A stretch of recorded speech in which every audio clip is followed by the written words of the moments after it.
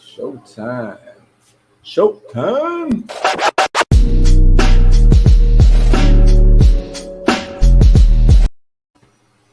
Hey, What's up? what it does. What up, my good people? Welcome back. This is Blues House Live. Seems like it's been a couple months or something since y'all seen the guy, but we good. We get it rolling. Mika got the, so what is that? The Quiet Storm background? What's going on? What is it? Nah, What's that? it's just a background. Let me know what that is, man. That is the Quiet Storm background. Just a background. With the background, okay. Okay. The Quiet Storm. I'm just waiting on the lightning to strike. Bruh. The thunder to start rolling. You know what I'm saying? That's what I'm talking about. It's just a fog. Hey, you, you know. But yeah, welcome to Blues House Live. I'm your host, Bluminati. That is Mika G. In the place to be. That's right. That's right.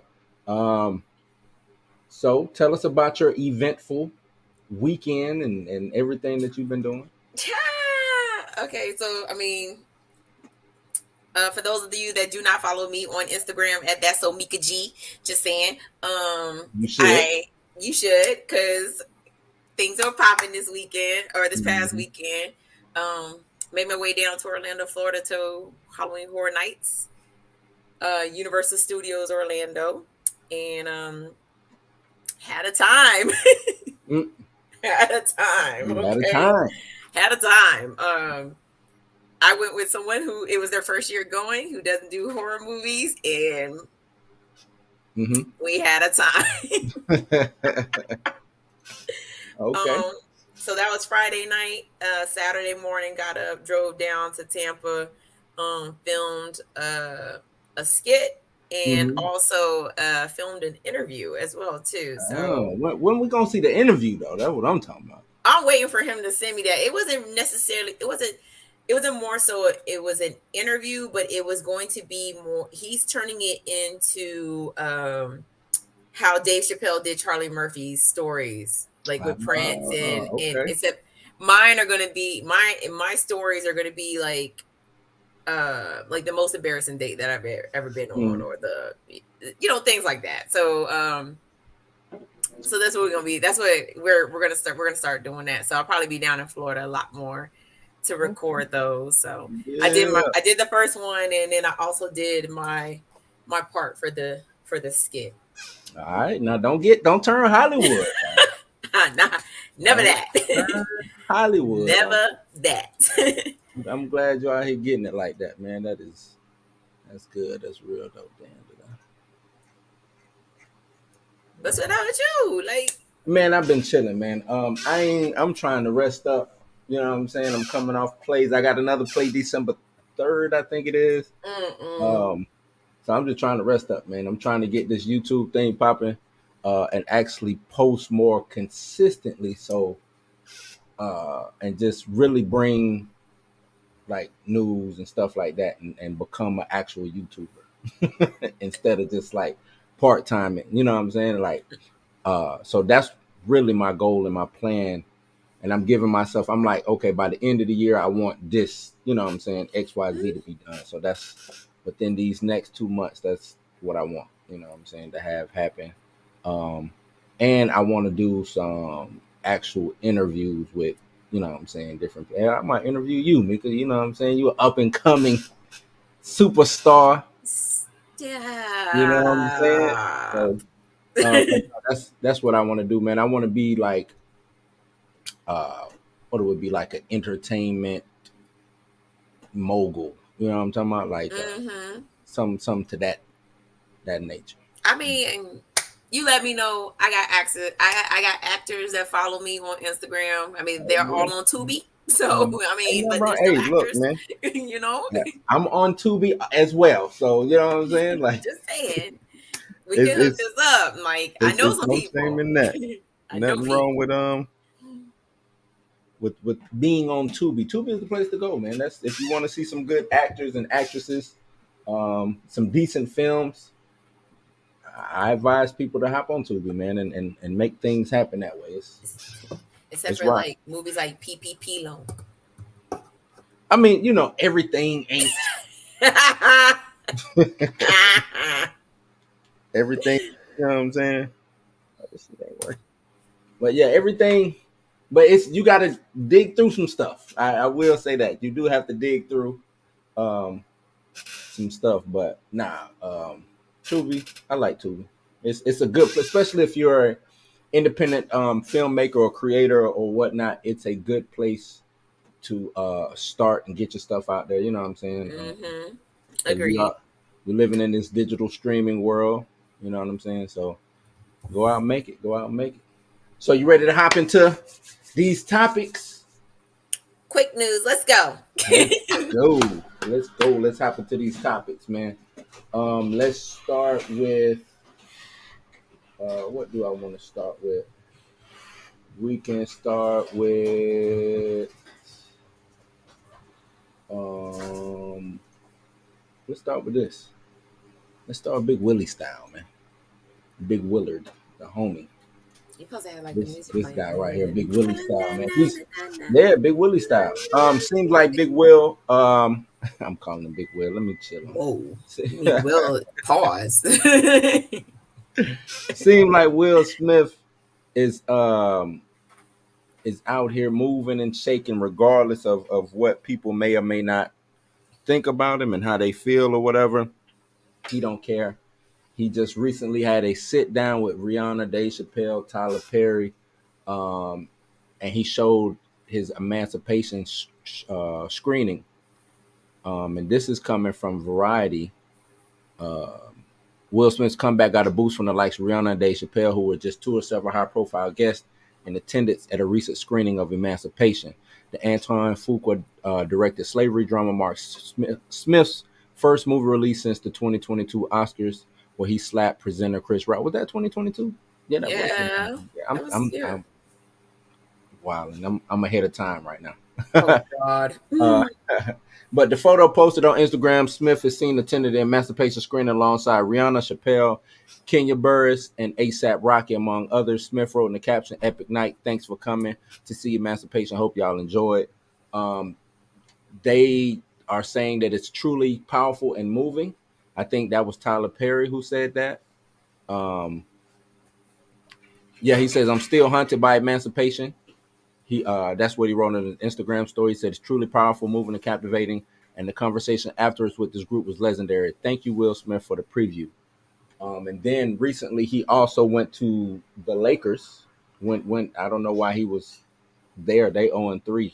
You know what I'm saying? They don't deserve to be watching any damn thing. They need to be Stop. that's Maybe what they this need. movie is gonna be the I doubt emancipation that they need it. to. Yeah. They need to emancipate them losses and get some wins. That's what they need. They don't need to be sitting there watching Will Smith movies. I'm Russ, just Russ saying, need like, Russ need to be maybe working on his layup. You know what I'm saying? stop Shooting at three it. something. LeBron need. They all need work. AD, come on, man. Either way, Maybe they Will need to Smith. be emancipated from their Yeah, losses. from their And losses. Yeah, yeah, just put saying, that on a just t-shirt. Put that on a t-shirt. Uh, but no, he was at the he went and he screened. He went also and he screened the movie at. They had some kind of event, the one event I think is what it's called, something like that. He mm-hmm. screened it for the Los Angeles Lakers. Mm. Um, they also gave it high praise. Like I said, they need to be in the gym. But what do you make of what do you make of this?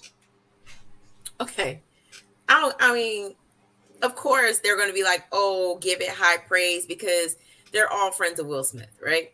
But I mean, you would hope that your friends would be completely honest with you. But if I was a friend of Will Smith, I'm like, yo, I'm not gonna sit in your house. I'm not gonna sit up here and watch the screening of no slavery movie, dude. Like, I got it. I got it. Like, it's your movie. You Right, trying to get people behind you so that we can offer. I mean, we've all moved on from the slap. Nobody's talking about it no more. right. Like, we've moved on from it.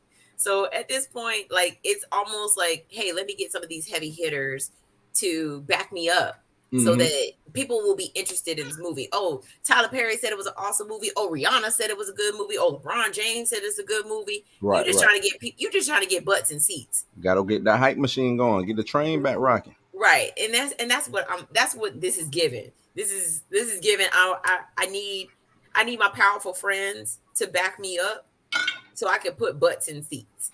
Right. But but I don't see necessarily anything wrong with that. I mean, to a certain extent, I mean, I get why he's doing it because I mean, who really checking for this? Who really checking for a movie about slavery for like Right. the five for I like the don't think 500th time? majority. Well, this would be a good little pastime movie. Apple, Apple TV, um, something you can watch. It's something to get his name back out to um to the masses, let people know, hey, I'm still working, I'm still out here. But we know he's still working. If I y'all mean, follow we him on know, but if you follow him on Instagram, you know the dude. You know he's true, working. but he got to make it's got to be official. It's got to be stamped. The thing is, after the slap, people is they iffy. If I can Mm-hmm. get Tyler Perry, one of the biggest, uh, you know, producers slash directors, studio owners, to stamp me. If I can get Rihanna to stamp me ASAP, right? You know what I'm saying? Who else was on that? Kenya Burris, Dave Chappelle. If I can Dave get these people, Chappelle, like of all right, and people, he would, Dave and which is Chappelle. crazy, he was just, he's on tour with Chris Rock, if I remember correctly. Mm-hmm. So I'm kind of mending fences or giving olive branches and things of that nature. You know what I'm saying? This allows me to let people know that now I'm still Will Smith. People still rock with me. I'm still a good dude despite what you just saw. Take this, here goes this film, and I'm gonna let you know that I do have other things in the work because I think what's in the works also. It's Bad Boys is still in the works. Mm-hmm. It's another movie. It's a sequel that he's working on. I can't. Please, God, don't let it be another Men in Black. Yep, Men in Black. That's exactly what God it is. dang! Yep, Men I in just Black. guessed. I guessed. I mean, I mean, that franchise. The give thing us is, a what's the name? What's that movie that was on Netflix? which one? Bright. Bright. Give us a sequel to Bright. Damn. I think them doing a sequel to Bright would be dope. I think they should do a sequel to Bright. I think that'd be real dope. But nah, I think the right choice to do is to hit some of those, my franchises, my Bad Boys, my Men in Blacks. You know what I'm Mm-hmm. saying? Because those will get butts back in the seats. You know what I'm saying? They not Academy Award winning movies, right? Because right now he don't need that. He just need butts and seats. You Right. see what I'm saying? So Yeah. Yeah. even though this one will be looked at for Academy Award caliber type situation, I think it can win something. It just won't be attached to Will Smith's name, whatever. You know what I'm saying? It won't be like Right. It'll best be like actor or best anything. director, Right. There you go. Yep. best film, Yep. Best film or best costume designer or something like that. best theatrical music. Or yeah, it'll be one of those off screen awards. You know what Mm-hmm. I'm saying? Best But makeup. right. But that would still go down as kind of like a semi win for him. You know what I'm saying? Because Right. he's All right. attached to the project. So Right. um but now I think this is a good look for old Willard. You know what I mean? Willard. Kev, what up? What up? What up? Been a minute, man. We back, bro. We back. We back. It's what's crazy? Lakers play tonight too. And watch they come out and lay that egg. You know what I'm saying? Watch they knowing damn well they shouldn't be watching no damn emancipation movie. They need to be in the gym. They should be like, nah, bro. We 0-3 right now, man. We I'm just saying, maybe the power of the Will Smith movie will be like the strength of the Black Panther and give them the. oh, not the strength of the Black Panther. I'm just saying. I don't hey, That's what or Will Smith accent sound like. He's like you take the strength of the I don't Black know what Panther. accent that is. You Yeah, take the we strength of the emancipation, and we fight on Lincoln's side. What in the hell is that? I don't know what that is. I really don't know. But yeah, whatever. You know. We'll see. We'll see what all this because I am curious to see what comes, you know what I'm saying, after this. What's the outcome of this movie? What is it gonna produce? Is it gonna be a big thing for Will? Is it actually, because we know he's hasn't gone anywhere, but I want to see how America, and when I say That's America, you know what I mean. you mean us. You know, want to see how they do it. No, I'm just saying, like, I get, like I said, I get what he's trying to do. I get Mm. what you're trying to do. However, like, like there's gonna be certain people that's gonna be like, nah, son. Yeah. Nah, I don't care who you got to watch this movie. I don't care if you got LeBron James to watch this movie. I don't care if you got Right. Rihanna to watch this movie. You Yeah. like, in my eyes, you're an angry black man. Yep. Yeah. It's gonna be a lot of those. Gonna be a lot of those. So, and that's what I'm saying. I'm curious to see how can he overcome them. Can he pull those people with that thought process back into the fold with him? You know what I'm saying? We'll see. We will see. We'll see. Kev said Lakers definitely taking that L. Yeah. Hey, look. Don't even do him like that. Don't do Um, Blue like that. Don't. it's all right, That's man. his squad. Go It's my Sixers. squad. I'm riding with them. I'm still, it's purple and gold till I'm old. We good, but it's just I can admit when it ain't there. I can admit that. I can admit, True. as long as I'm good in football. You know what I'm saying? The Go Bills. We good. Okay, I mean, y'all good on, yeah, y'all We good. good. The Bills are good. So I'm straight. Go Philly. I see Philly. I see Hurts is hooking me up in fantasy. So shout out to Hurts. Shout out to Jalen. And the thing is, I didn't even think Jalen was gonna come in the ball like this. I was like, I don't see it. I But, mean, he needed a year, you know what I'm saying, yeah. to get under his feet. I mean, he literally had to replace the Right. trash that was Carson Wentz. Mm-hmm. Sorry, but not sorry. Um, he had to replace that. So, it is what it is. It is what it is. It is what it is. But now he doing this thing. He doing this thing. All righty. All righty. Next up. What do we have next up? Boom. Let's get into this Ant-Man and the Wasp trailer. Did you watch? You saw it? You didn't see it? No, Oh, man. I don't Okay. watch the trailer till we do the show. Hey, ain't nothing wrong with that, man. I'm glad. I'm glad that you don't watch until we do the show. That means I can see the look on your face and see, you know what I'm saying, if everything is everything. Shit, where is it? Right here we go. This is coming from the Hollywood Reporter. Says the Ant-Man and Wasp Quantumania trailer shows off the new villain Kang. Shout out to That fine Jonathan, black man. That's Jonathan a. Majors. That fine black man. The trailer brings back the Loki actor Jonathan Majors, who appears as a character he called He Who Remains in the Disney Plus series. In the new Ant-Man, he plays Kang, an alternate version of the villain who will go on to become the big bad in the Marvel Multiverse saga, including the upcoming Avengers: The Kang Dynasty. Quantumania centers on Scott Lang, Paul Rudd, who once again teams up with Hope Van Dyne, played by Evangeline Lilly, Hank Pym, Michael Douglas, Janet Van Dyne, Michelle Pfeiffer. Michelle Pfeiffer and Paul Rudd are old as hell. Did you know that? Yeah, of course I know Michelle Pfeiffer old as hell. But like she don't look that bad to be. I know she bathed in virgin blood too, Yeah, but that's in besides virgin the blood. point. Well, I found out it's virgin unicorn blood. That's what I found out it was. So I went and got the recipe. I'm gonna see if it's gonna work. We black. We don't even need the damn recipe. We We don't, but I'm good. just saying I found out what it was. It was virgin unicorn blood. So you know what I'm saying? Virgin unicorn blood. Yeah, virgin unicorn blood. Right. Um, which is weird because I found out the unicorns actually don't have genitalia, so they're virgins anyway. You know what? The more you know.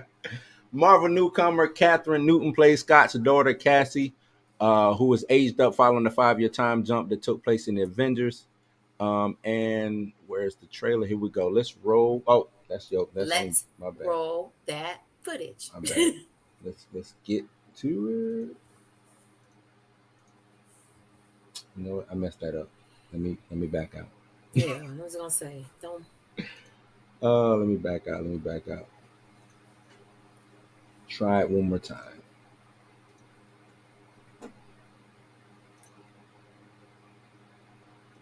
Oh, no, I didn't. I thought I did, but here we go. I used to ask myself a lot of questions. Scott, you're at ex-con. How are you an Avenger? That doesn't make sense. But everywhere I go, people tell me the same thing. Thank you, Spider-Man. Spider-Man. People still need help, Dad. That's why we made this. Like a satellite for deep space, but quantum. Wait a minute. Now, I got a question. I know this your first time watching. Mm-hmm. She said, people need help, Dad. That's why I made this, right? And you would think, mate, what is it, like a beeper or something? You know what I'm saying? Like something that's really going to help somebody. She made something. Let me listen. You're sending a signal down to the quantum realm. Who needs help in the quantum? You see what I'm saying? Like, who needs help? Hey, Dad, I know people need help. So I made this device that sends a signal to the quantum realm because we need to help who in the quantum. You know what I'm saying? Like, really? You know it. You know it. Exactly. Turn it off. Now.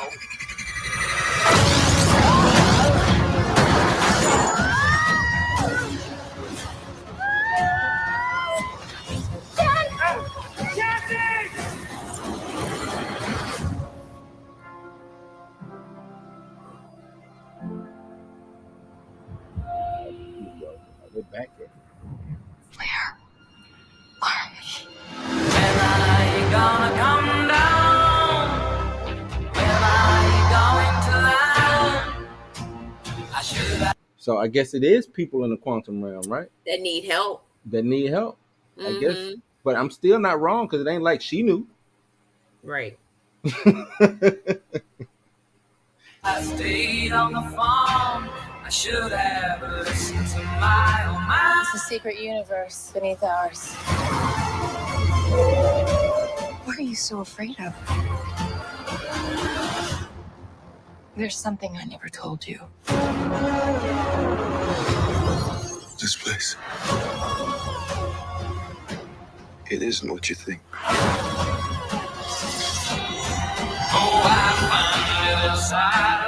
I got a question. Where is Jonathan Majors from? His accent is a weird one. I can't really place it. I have no idea. You know what I'm saying? Like he don't talk weird to you. No, he too fine to. Look, never mind. For me to pay attention. Yeah, Just never saying. mind. Woman, He's smiling. That's it. That's all you. That's the language you need, huh? That's all I saw was a smile. And just, Jesus Christ.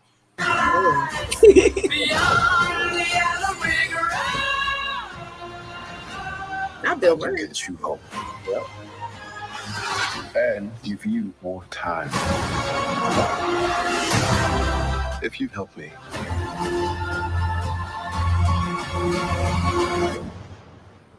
So, what's it gonna be? Ant-Man.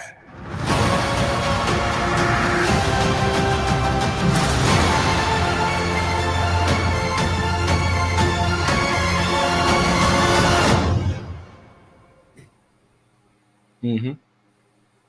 Okay. How we feeling? How what? Not one bit of attention. How are we feeling about this trailer, man? Huh?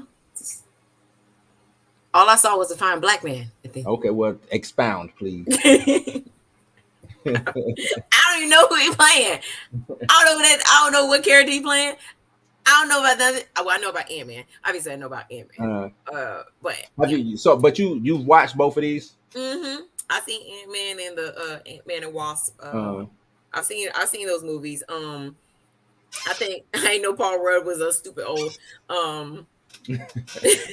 But I mean, the idea that there are people who need help in the quantum realm, I mean, kind of makes sense, but don't make sense because Michelle Pfeiffer, right? You know, her character was stuck in the quantum realm for God knows how long, and she never not once mentioned that there's a whole damn race of people down there that's down there. I mean, like you would think that'd be something that you would mention when you got back, right? She's like, oh, I didn't mention. Yeah, you damn sure didn't mention. Like, what the fuck? Like you skipped all over that part. Like, right. You failed to mention there's a whole damn society down here.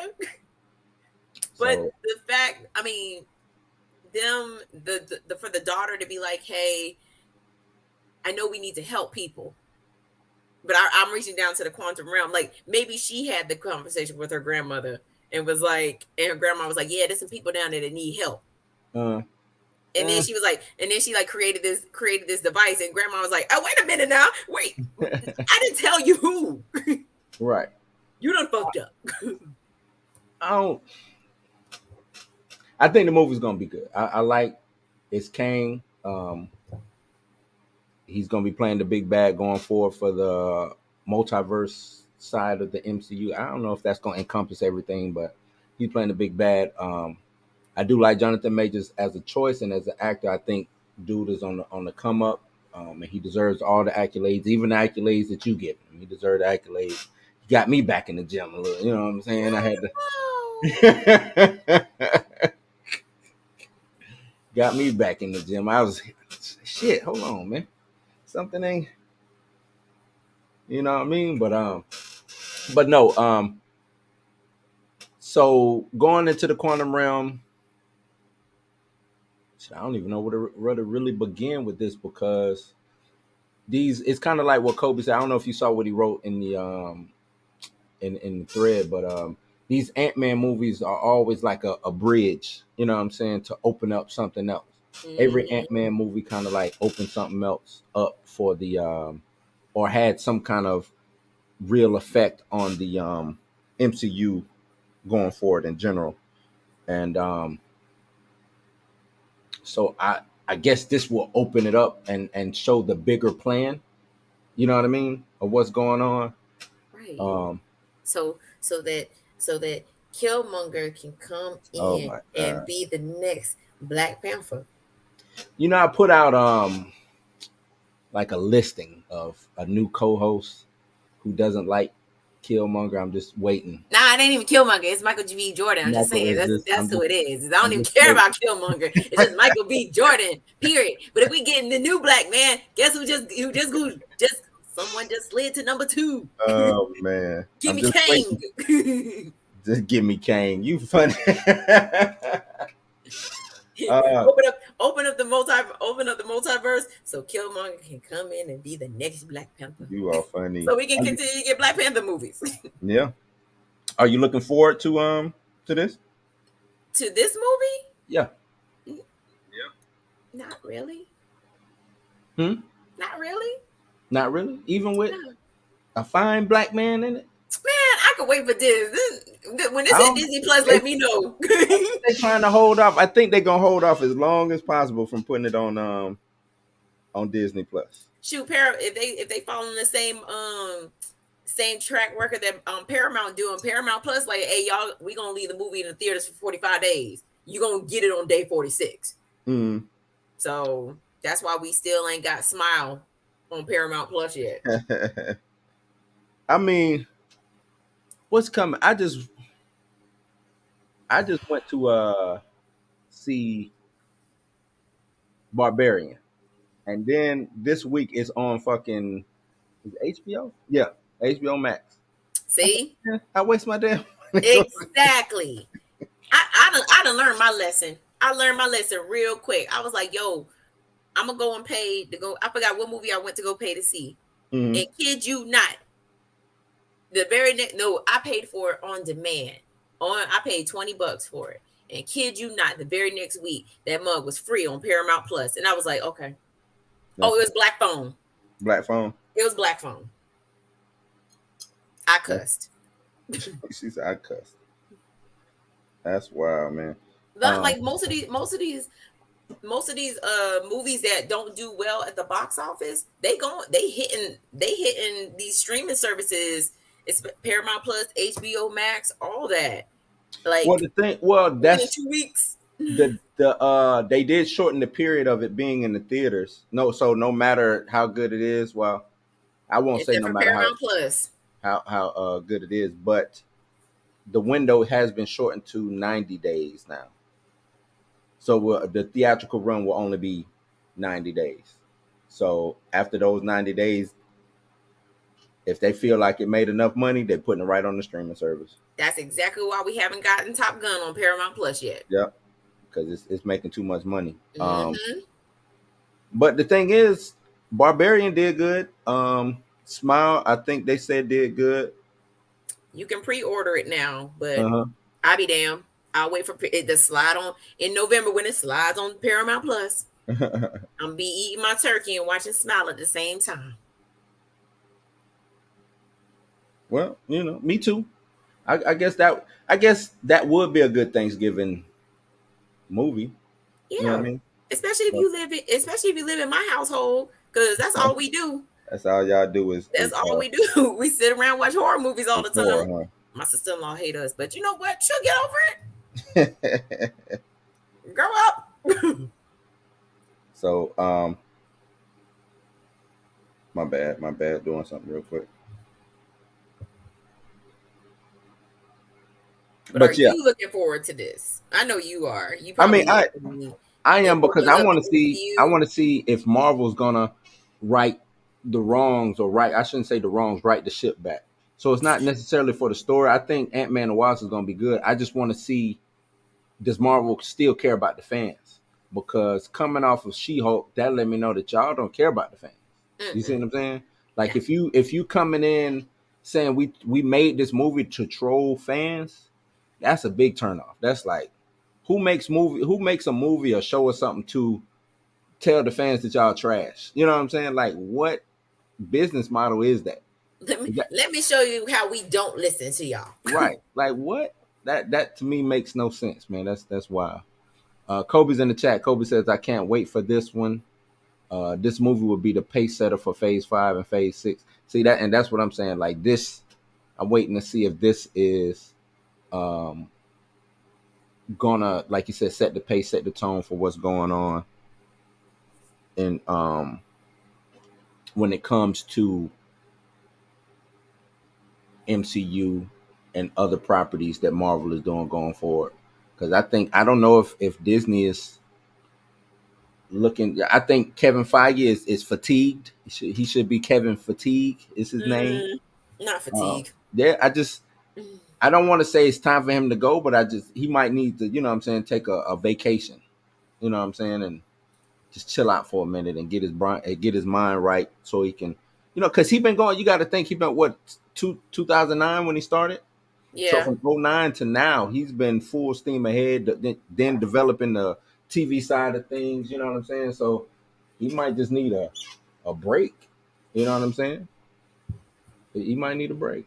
So He need a yeah, co-CEO. he might need a little, go down to Jamaica. You know what I'm saying? Hit the uh get the weed. Get a little. You know what I'm saying? Uh-uh. Get a little ganja man. You know what I'm saying?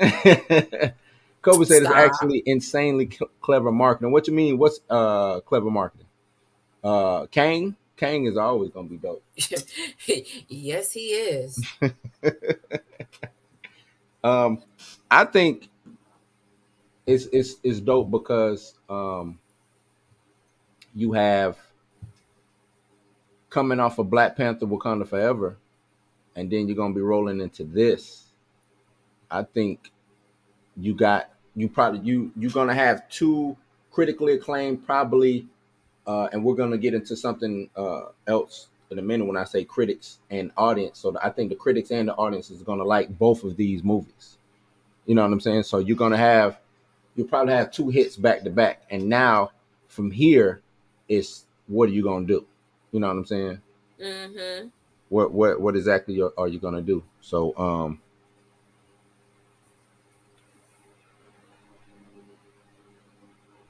Especially when Michael B. Jordan come back. he might be. He might be back, man. He might be back with this Black Panther. He might be back. You got to give him the strength of the Black Panther. The strength of the Black Panther. We really don't, though. We don't have to give him. Hey, what we're not gonna do is talk about my husband. I mean, ex boyfriend like that. We Okay. don't have to even, not nothing, none of that. So We're gonna give him the strength of the Black Panther. Okay. nah, we good. Slide him the strength of the Black. We good. I give him the strength of the Black. Bet. I bet. I bet. So y'all let me know what y'all think about that. Let's roll right into Let's do this. I'm gonna swap these titles. I'm gonna swap this, and I want to roll right into Hellraiser. And I'm gonna let you go. This all you, Mika. No. Yes, take off. I want you. No. I'm joining in. I'm joining in, but I want you to start. I want you to start this off. Oh, what can I say about this movie? But it was amazing. I liked it. You liked it? I did. I liked it. I liked it. And the only reason why I say I like it is because they modernized it. They did. And of course, comparing it to the original Hellraiser movie, it was. I mean, yes, it had just enough gore in it. It wasn't sexual enough for me. It's not supposed to be. Hellraiser is all about sex. Man. Nah, bro, that's that old shit. Nah, that's that old shit. No, that's that old shit. It had just enough in it to where I was engaged in it. I was like, yo, I even paused it because normally I'll turn the movie on, and be like, oh, shit, I got a bathroom, and then I'll just keep the movie playing. No, not with this one. I paused it. It was intrigued like that, huh? Yeah. And the crazy part is I paused it on the part when the girl was backward, they had pulled her backward. Oh, when they were pulling her back, yeah. Yeah. Oh my damn. I paused it on that part. and when I came back and I was like, oh. Well, the dope thing about the Hellraiser films is they normally have an overarching story to them. You know what I'm saying? Almost like a moral of the story, you know what I'm saying, type situation. Right. And like I said, I brought up, sex, you know what I'm saying? And with the first one, it was all about sex, pleasure. And it was actually about, a lot of people don't know, it was about because it was the HIV and AIDS epidemic was real high. Mm-hmm. So it was trying to, well, I ain't going to say it was trying to stop people from having sex, but it was pleasure can lead to, these bad things or whatever. Right. This one was drug abuse. There it is.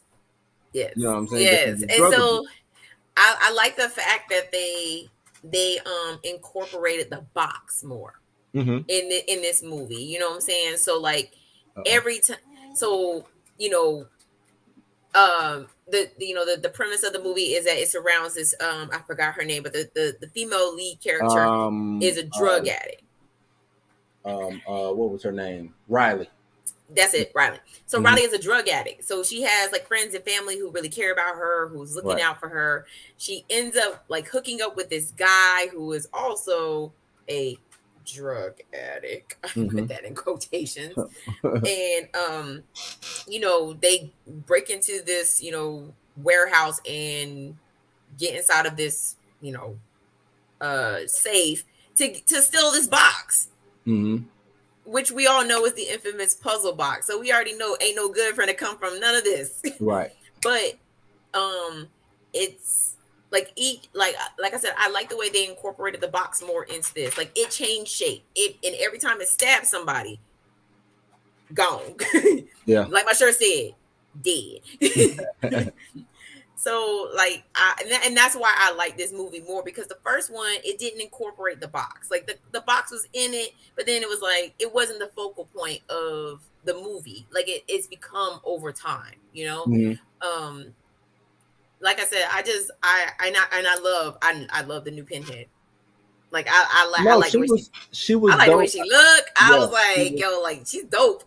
She was dope. I like the other female Cinnabite too. Cinnabite too. I liked her too. The other one. What was the priest? I think that's who that was. I can't remember. Either way, I mean, it was. But they didn't have the big fat, the big fat Cinnabite in this one. I can't remember. I think that's the priest or the. You're not talking about the one they trapped at the end.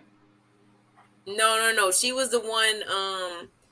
She was the one that was talking to Riley before Pinhead started talking to her. Okay. And I forgot what she looked like, but I thought this was a good movie. I mean, it kept my attention. It wasn't boring. Like the No, it first one. wasn't boring. It wasn't. I'm just messing with you. It actually was. It was a fresh take on. And we talk a lot about nostalgia. We talk a lot about reboots. This was a fresh take. Um, 2 hours, I think, was too much, though. Yeah, I have to agree.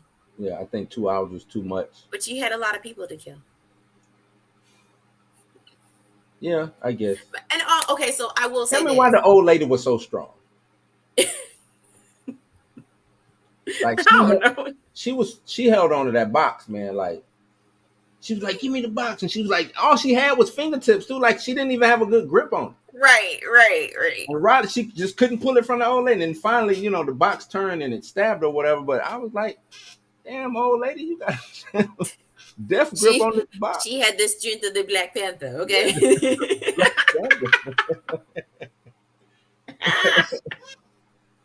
It was. The only part that I did not understand, and I kind of got why it was the guy that had the device attached to his chest.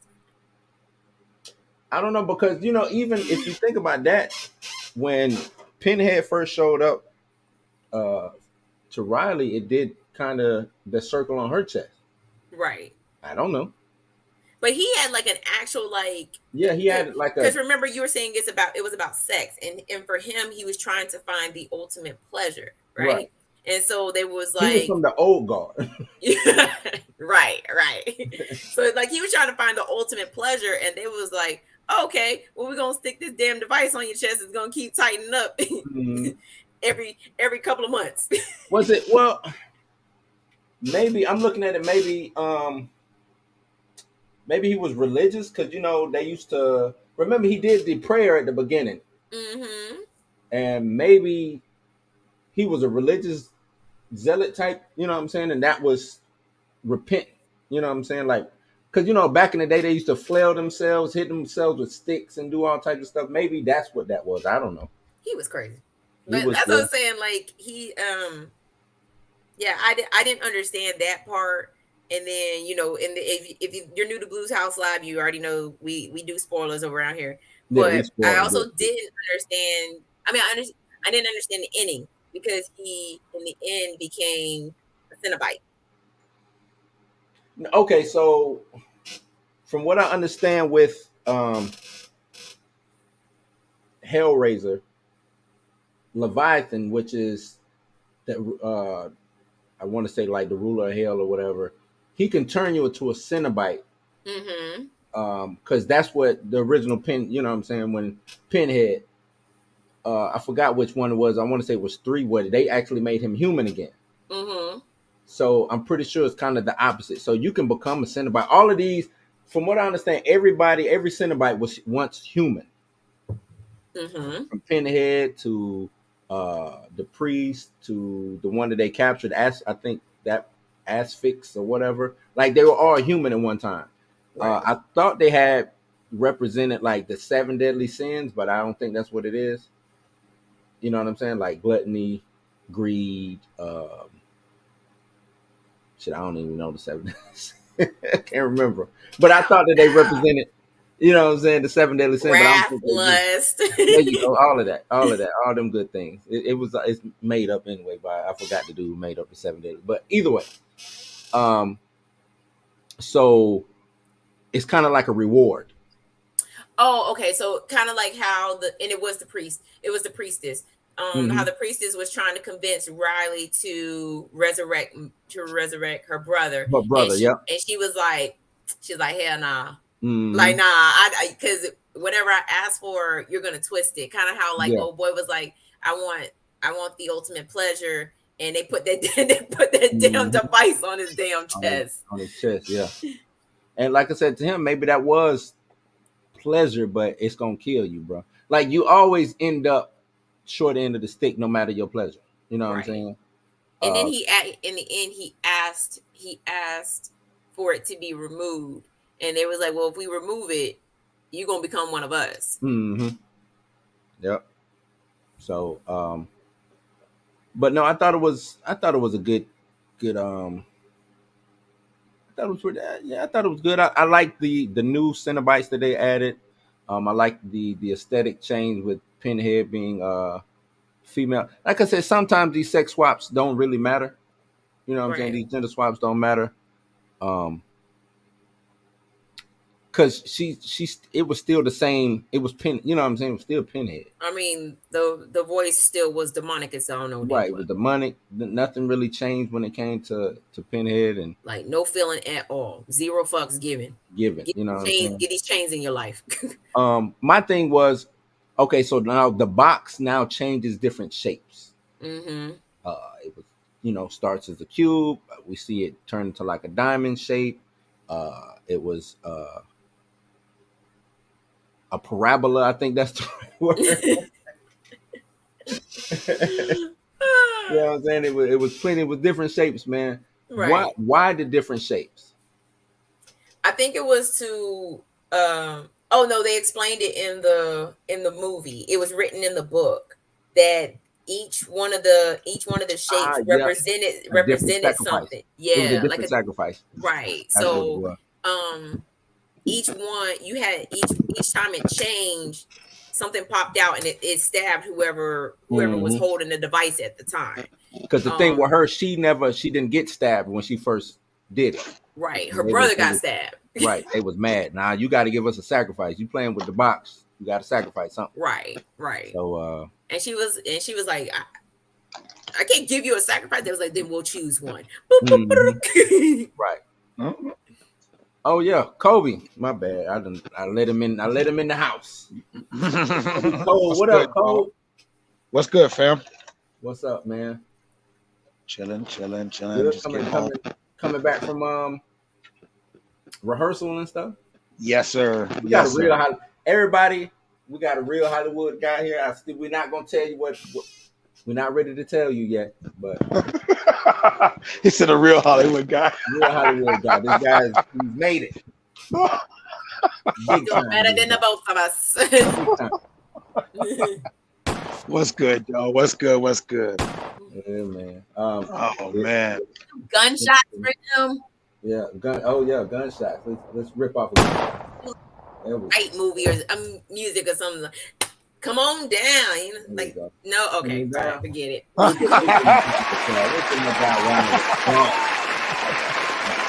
just forgetting that I got these damn sound effects, man. Yeah, you don't ever use them. I'm like, right. If I had the sound effects, I'm like, me. You had the club horn. I was just looking for that shit. That's the one. There we go. That's the get lit alarm right there. We get it right. Y'all gotta remind me, man. Look, don't make me download the app. I'll be over here like, bam, shots fired. That's what's up, man. Kobe was good, man. We talking Hellraiser. Did you watch it? I still haven't watched it, but I mean, like I said, I know what goes on with the story. I just haven't watched it all the way through yet. But my takeaway from this is it's just to me it's a nice blast from the past, a nice slick horror movie that we aren't getting right now. Like these movies are like, this movie is kind of a gem.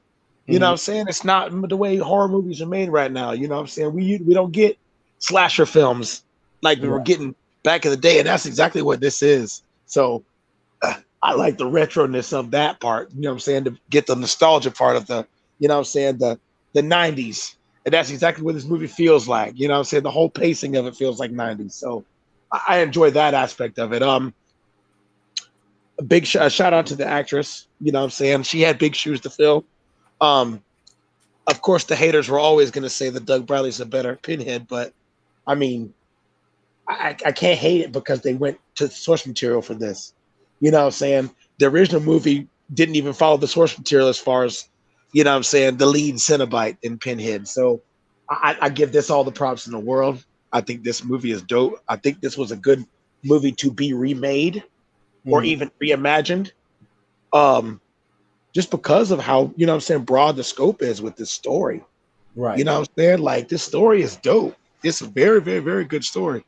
You know what I'm saying? And the original movie it was a gore fest. This didn't have to be that. It had gore, yeah, but it didn't have to be none of that to be a good movie. Right. and that's what I was saying earlier was it had just enough to where you could, but it kept the story moving. Like the first one was like it was like had nothing to do with the box. All you saw the box one damn time, and then you ain't see it, and then you ain't see it again until like the end of the movie, right? Yeah. Almost the end of the movie. But Mhm. this one, it incorporated it into the story, and because like I said, like after the first one, the box got incorporated more because Right. it's become its own character in this Right. franchise. So for them to use this this object and make it its own character is just I was waiting on it to change, and then like an Infinity Stone being it, and it takes you to like the Hell Realm or something like that. That's what I was waiting on. Y'all wasn't waiting on that. Y'all didn't. that would have been a good one though. Wrong movie. What? I can't. I can't. I cannot. Oh man. Wait for the Infinity Stone to roll out. But no, That it was just enough. It was just enough gore to satisfy horror movie fans, but just enough story to keep people engaged into the movie as well. It's funny you say that about the gore thing. Would it be just enough to satisfy? Have either of y'all watched Terrifier 2 yet? Nope. No, I haven't watched it either. I don't know if I'm gonna be able to stomach it. Like, I just get. Hell, I barely made it through the first one. I'm a little intimidated by it, to be honest with y'all, about how gory everybody says it is already. I'm a little intimidated. That's gore just never hurt me, so. Nah, it's just a little too much. Thor: Love and Thunder, gore ain't doing shit. So I'm good. I am good. I ain't worried about no gore, man. Right. We just gonna keep incorporating Marvel movies into everything we talk about. Okay. You got to, yeah. Got to. I mean, it's a Hulu. It's on Hulu. It's it's Disney. Yes, it's Disney. Yeah, you're right. But no, I do plan on checking out Terrifier 2. I do want to check it out. I am gonna sit down and watch it. I'm just like I said, I gotta watch it during the daytime with all the lights on. Nah, nope. Nah, I mean, they gonna kick you out of the horror club, dog. I don't even give a damn. Kick me out. I sat through Hellraiser. The first one. all through the first one. Right. Lights off, man. Had a TV on, shadows, and all types of stuff. You know what I'm saying? You know what? If anybody sat through Evil Dead, the remake, they earned their gore badge. That wasn't gore. That was gore to y'all, man. That remake of Evil Dead, was nothing like that first Evil Dead. That was like straight up and down. Like whoever directed that movie, they knew what they was doing. They went straight for gore. Yeah, they did. Yeah, they did. It wasn't all that gore. I guess. There's parts of that movie that make me turn away now, like make me wince in my seat, like where I'm in my chair, and I'm like, oh, like I've seen all the worst movies, you know what I'm saying? But stuff like that makes me, you know what I'm saying, squirm in my chair. That reminded me of like the Rock.com days. I did too. I did too. I'm watching it. I thought it was a decent story, but I was so enamored by the first, well, I guess 3 films of Evil Dead. You know what I'm saying? And I was like, this is nothing like Evil Dead. You know what I'm saying? That really wasn't. It was its own story. Yeah. This ain't Evil Dead. That's what I kept saying. But it is a good, scary movie. You know what I'm saying? Oh, yeah. Horror film. And then, she did the whole chainsaw cutting the arm off thing at the end. Yeah. That was fan service, and we know it. You know what I'm saying? But you know what I'm saying? I guess, man. It was fan service. Now, Evil Dead community they're all about Ash Williams, dog. Like that's their savior. So he even showed up in the movie at the end, so that was all fan service. Like that whole second half of that movie was fan service. Fan service. Her being buried to be lifted out of the ground, all that. You know I'm looking for the hand to walk. You know what I'm saying? That's what I'm looking for. I'm looking for shit like that. You're looking for Evil Dead 2. Yeah, I'm looking. Yeah, you know what I'm saying. But that's the thing, though. That's not what the tone they were going for. They were going for Evil Dead 1. They had Evil Dead 1 was like because Evil Dead 2 was really Evil Dead 1. This is true. was a follow up to Evil Dead, well, like literally like the Because continuation Evil of the Dead story, 1 right? was the college film that he did. It just Right. They just right. made it, you know what I'm saying, for theaters or whatever. But Right. Evil Dead 2 was it for with a bigger budget. Yeah, Right. because it was kind of a retelling.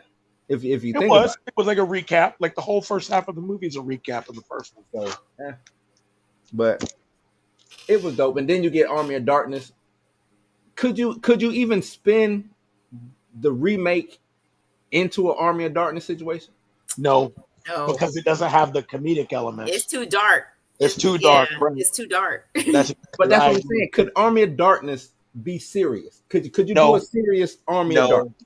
absolutely She not. bagging up groceries at the beginning, get sucked into a portal. Ash Williams, Housework. Nah, just his character is not serious. Right. Ashley Williams is not a serious character at all. Mhm. He has made it like ever since Evil Dead 2 has been 100% comedic relief. Like Yeah. the show even killed any ounce of seriousness. Nah, he's like a Just parody made of himself. It really was. It really was. It really was Yeah. like a caricature of himself. Caricature. Yep. There it is. That's exactly what it was, man. But no, I did enjoy Hellraiser. I thought Hellraiser was good. We were just talking about the different shapes of the box. Right. The box. And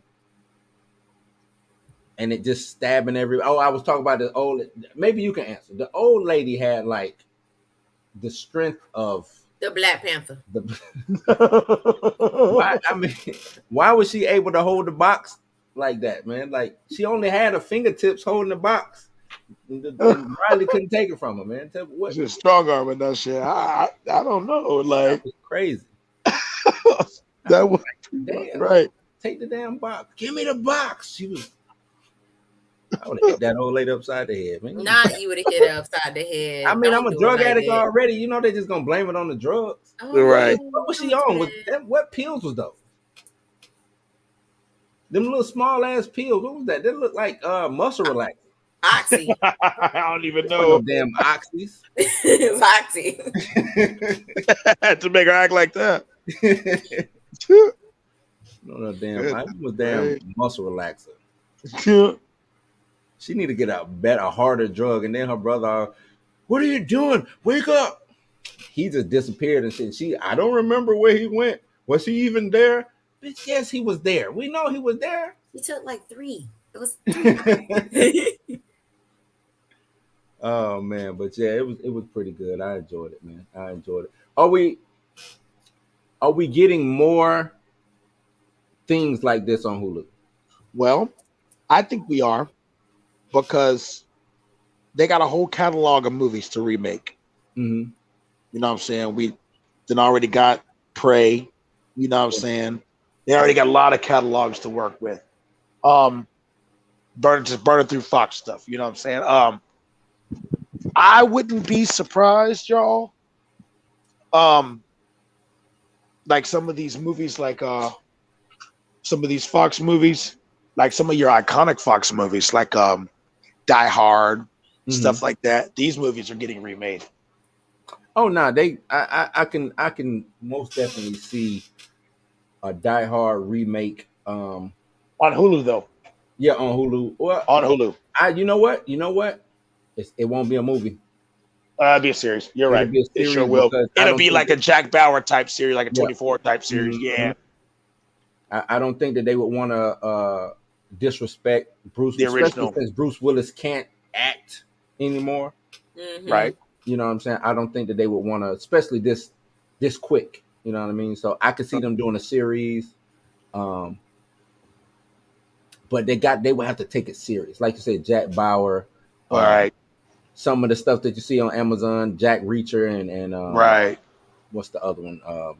The other Jack Ryan. Jack Ryan. Yeah. Just the jack of all trades. But no, it would have to be more serious. And I know it has some comedy aspects to it, but I think the new generation who will be watching Die Hard, I think it would. That comedy wouldn't land for them. Right. I think it needs to be more of a serious tone for it to be a series. And I don't know if not a police procedural neither. I think that you need to have this season is here's the villain, him trying to stop this villain for 8 episodes. You know what I Right. mean? Mm-hmm. Something like that. So, but yeah, I could see Die Hard. I could most definitely see Die Hard happening. We still got. There's too many big properties for them to touch on. Like Alien. I know we get an Alien TV show. Yeah. That's coming out. Yeah. Well, yeah, and I know that they had talked about not putting any xenomorphs in it at first. That would be stupid. I think it would be the worst thing. If you can't call it Alien if it's that. No. You know what I'm saying? Well, I do think and not to cut you off, I do think it should be a Space Marine show. Yeah, no doubt. You know, I do think it should be a Space Marine show, but to not have xenomorphs in it would be straight up dumb. It's not Alien at that point. Yeah. It's just a sci-fi show. Right. Some Generic sci-fi show. random dudes. And I don't want Troopers number 4. I don't want to know.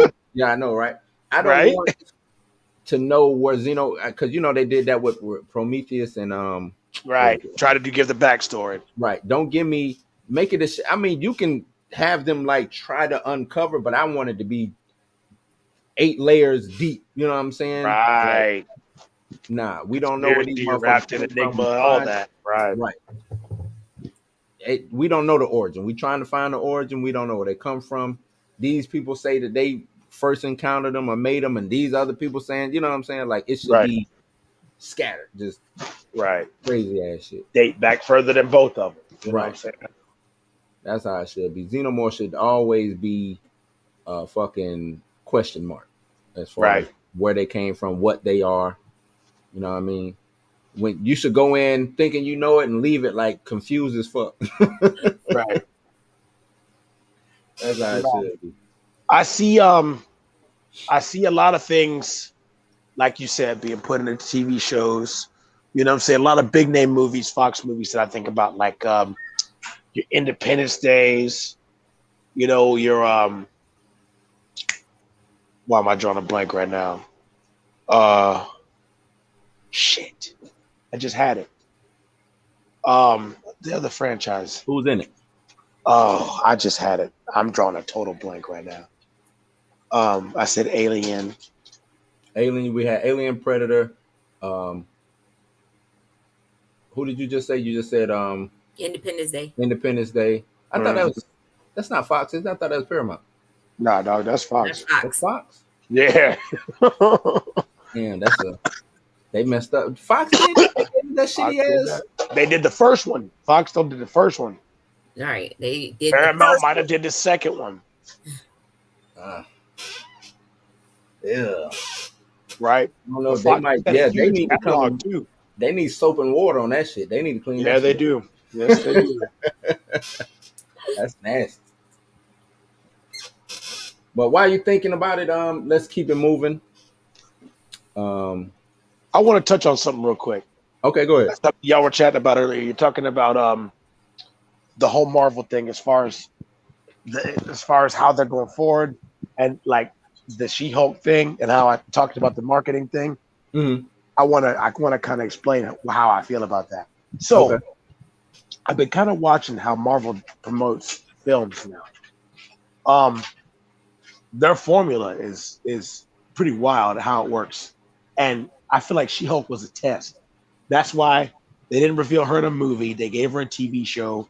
They stuck it on Disney Plus. All these Disney Plus shows, these are all tests. This is all This is all to see if the marketing works. Because She-Hulk, yeah, they advertised it on TV, put it commercial spots and all that stuff, but not heavy like they did with everything else. Right. Once it's stuck on, what drove the viewership to She-Hulk? The controversy. 100% the controversy. So for them to have episodes to troll the people that they knew were going to be upset about what they did, I mean, really and truly, all they did was keep themselves relevant that way. That's all She-Hulk was. It was a relevancy grab, man, and that's marketing. It's actually ingredient. But that's the thing, though. People still watched it and people still talked about it. Marvel still has their little moles on YouTube and whatnot. They drive interest, but still, even I mean, still, yeah, like, people watched it because it was Marvel, but if you look, I I mean, they couldn't but even crack the top 10 Nielsen. but that's That's the thing though. Here's the thing: everybody that didn't watch it, you know what I'm saying, and but know about it. that Yeah, that are fans, they know everything about it. They know right. everything that happened. They do. So and still, it's you still had to know what happened in the show to know what's going forward. You know what I'm saying? It's kind of like It, you know, it's gatekeeping at this point. Hey, it's more of we're gonna give you this information, but you got to sit through the shitty show. no, it is gatekeeping. That was some shitty ass gatekeeping. That was It bad. really was like it makes it worse to the fact of I wasn't trolled because I know the show's bad. I don't care about what they put in it, but I know the production of the show was bad. You know what I'm saying? Just the CGI was bad up until about a week before the show came out. You know what I'm saying? Right, Just right. all the bad pitfalls of the show that way. I could care less what you guys put in it dialogue wise or story wise or I think whatever Kevin Feige because was nowhere near that show. I don't think he was either. I don't think he was either. I think this was let's take a stab while we got a chance. You know what I'm saying? Let's take a punch at the ones who punch us, you know what I'm saying, on Facebook. Let's take a punch at them. You know what I'm saying? And let's market it as such. Right. Let's let the viral marketing, you know what I'm saying, take care of it. So, like I said, it might have been really shitty execution, but the way that they marketed the show and the way that they're marketing these shows and marketing, you know what I'm saying, the movies differently, I feel like that's actually kind of ingenious because you look at how much fanfare they drive off of just YouTube and chats. How many do you alienate? Because you but already but that's the thing though. If you alienated them, okay, go ahead. I was just saying, Phase 4 is already looked at as a failure with audiences. Yep. Right. Critics love it. Yep. Critics is like, oh no, this is good. Audiences, and matter of fact, good segue. Let's segue into this real quick. Critics versus the audience. Oh yeah. And I bring that up. I'm using Black Adam as an example. Black Adam just recently came out. Not the best film. Not gonna sit here and lie to y'all. But I did enjoy it 100%. It's a breath of fresh air compared to what we've been getting. Right. I enjoyed it 100%. It was some real corny shit in it. Right. It's supposed to be. DC's corny.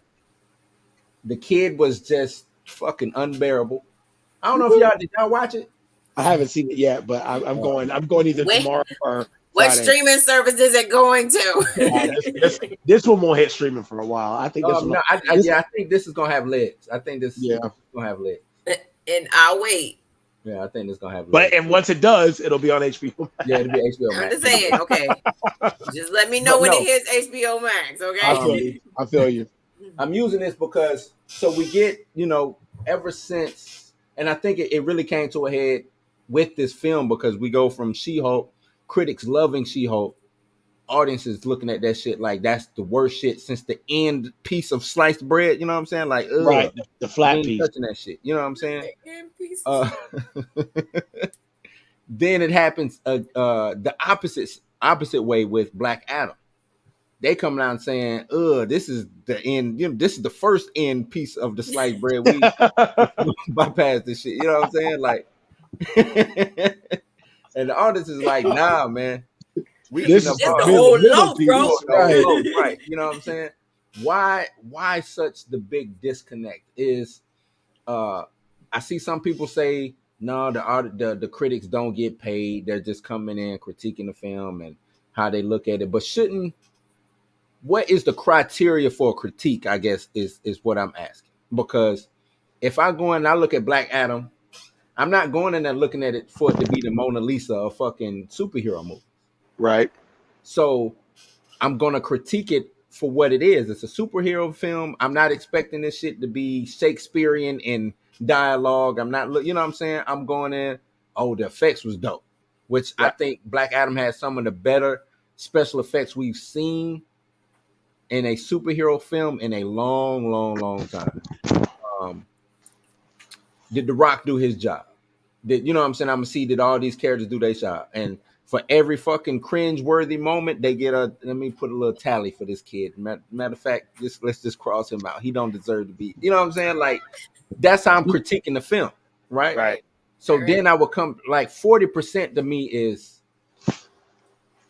Nah, that ain't, because this is a better than halfway decent film to me. You know what I'm saying? It's not. Right. Is it a 90? No, it's not a 90. But is it a 40? Hell no, it's not a 40. Right? So to me, 60, 65 as a critic, I think would have, hell, even if it was like 55 to 60. You know what I'm saying? Okay. That what, because when you go, and I bring up She-Hulk again, She-Hulk was in the 90s. That means it was one of the best shows ever. You see what I'm saying? Like, Right. so critics, what the fuck are y'all looking at? She-Hulk What are was y'all nowhere watching? near Right. the best show ever. Even if you say it was a good show, that means it ranks up there with The Wire, it ranks up there with Breaking Bad. You know what I'm saying? Right. These are the best shows ever. And you mean to tell me She-Hulk is up there with those shows? Nope. Not even close. So y'all help me with the disconnect. What is going on? Why the critics are getting it? And you know, it's okay for the critics to get it wrong, and you know what I'm saying, in the audiences, because every film is going to be, you know what I'm saying, doesn't necessarily mean that the critics and the audiences have to match up. But that's a gap, 40 to 90. Right. Yeah. That's huge. That's a big disconnect. Huge disconnect. Y'all got any words for me? I mean, I think it most I yeah. think it more so like has to deal with like, and I hate to say it, but like somebody had said this, and it was like Kevin Hart in the beginning was a breath of fresh air, right? Like but over time you kept seeing this mofo everywhere, and I think it's the same thing with The Rock. And it's like, dude, we got it. You know, you're an action hero. You're this, you're that. And then like I think it's just more so, like from the critic side, they're probably just like, we tired of seeing your ass. Like we're good. But also not just that, just was the storyline good? You know, was the storyline decent? You know, Right. If it wasn't, then yes, the critics are going to eat this movie alive. We don't give a damn about all the action. We don't care about all the action. The storyline got to be decent. If your storyline don't make sense, fuck all that action stuff. We good on that. We learned that from past superhero movies. And I'm not saying you're wrong. I get that. But what's a serviceable script or storyline for an action movie? Wakanda Forever. Wakanda Forever. Not Wakanda Forever. I mean, like Black Panther. Right, but how much action? Think about how much action was in Black Panther. Just enough. You see what I'm saying? Just enough for a superhero movie. You see, so when you sit back and you watch, let's take, use Iron Man I'll use even Iron Man as an example. And how much action was in Iron Man? Enough. That's what I'm saying. Like I'm pretty sure there was a whole bunch of action in Black Adam. Yeah. A lot of action, worth. right? No, exactly. No storyline, just a whole bunch of damn action scenes. Well, okay. But I guess what I'm getting at is, if I give you a simple singular story that you can follow, chew on, right? Because I got so much action, I don't need you to try to fucking decipher the Da Vinci Code while The Rock is flying around and fucking hulking out and doing shit. I don't think to me it's certain movies that need, like you brought up Black Panther. That movie, yeah, because and it connected with other movies. Right. I'm trying to build T'Challa up to be this, that, and the third. Black Adam is fairly new. They gave us backstory on Black Adam, and then it was the rest of the movie was just Black Adam kicking ass, right? And trying to save his city. To me, I don't need nothing else. I don't need the reason why the bad guys are there. I don't need that. Even though they, you know what I'm saying? I don't need that. Because once I get to the end of the movie, okay, I see what type of movie it is. You see what I'm saying? That's just like watching fucking Emancipation. When you go there to critique that, if you think it's some kind of this drama, let's say you go on to Emancipation, you think, man, I'm finna get this fucking drama. You know know what I'm saying? And it turns out that this is fucking Abraham Lincoln versus the vampires or some shit like that. You know what I'm saying? When it comes to, because we don't know what the fuck emancipation is really about. You know what I'm saying? At the end of the day, we don't know. So you go to it, and after you watch, you say, damn, this was a totally, completely different movie than what I showed up for. Now I got to critique it for what it is. You see what I'm saying? But I think from a critic's perspective, like most of them are not. I would say most of them are not comic book heads or whatever, and Right. they go when they go in, they're looking for that I guess that feeling when we all when we all saw Iron Man for the first time. You know what I'm saying? Mm-hmm. Like that awe feeling, like damn, like this is a brand new superhero we're being introduced to. Okay, give me the meat and potatoes, and then they're like, nah, I bet you gonna get all this action, and then they're like, wait a minute, okay, what happened to the fucking meat and potatoes? Because remember, I just don't think it deserves the 40. I just think it should be, like I said, 55. To me, would make more sense. Right. And with what you saying, so now let's go into She-Hulk or a show like She-Hulk. Critics giving it 92, 90. You know what I'm saying? Whatever they were smoking that day, they need to stop. But see, because I don't know what the fuck they watch. Because maybe they got the super duper edition with all that bullshit cut out. But I don't like what they got to see probably was not what we got to see. Did you watch it? I stopped on episode 4. I couldn't do it anymore. How far? What you think? You stopped at what episode? I stopped on 4. 4. And now I couldn't go past that. I was like, bro, who made this shit? And it's crazy. So okay, and here's another thing too. Kobe was about to say something. My bad. Go ahead. Let me jump in real quick. So this is where I feel like the disconnect between the critics and audiences happens.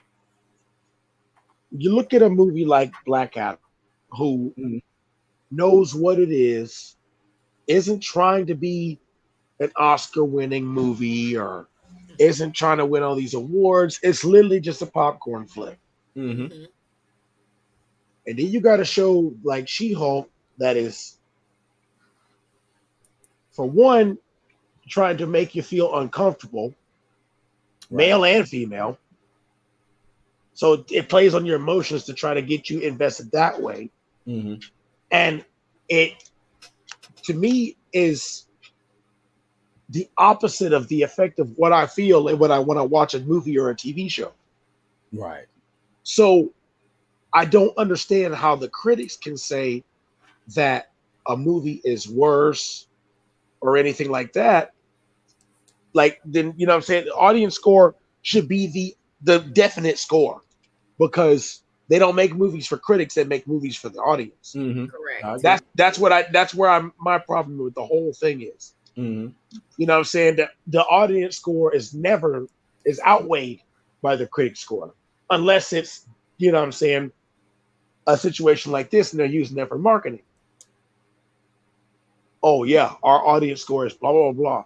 You know what I'm saying? So let's put that on a commercial real quick. We got 2 people that said, you know what I'm saying, they really enjoyed this movie. So let's stick that on a commercial.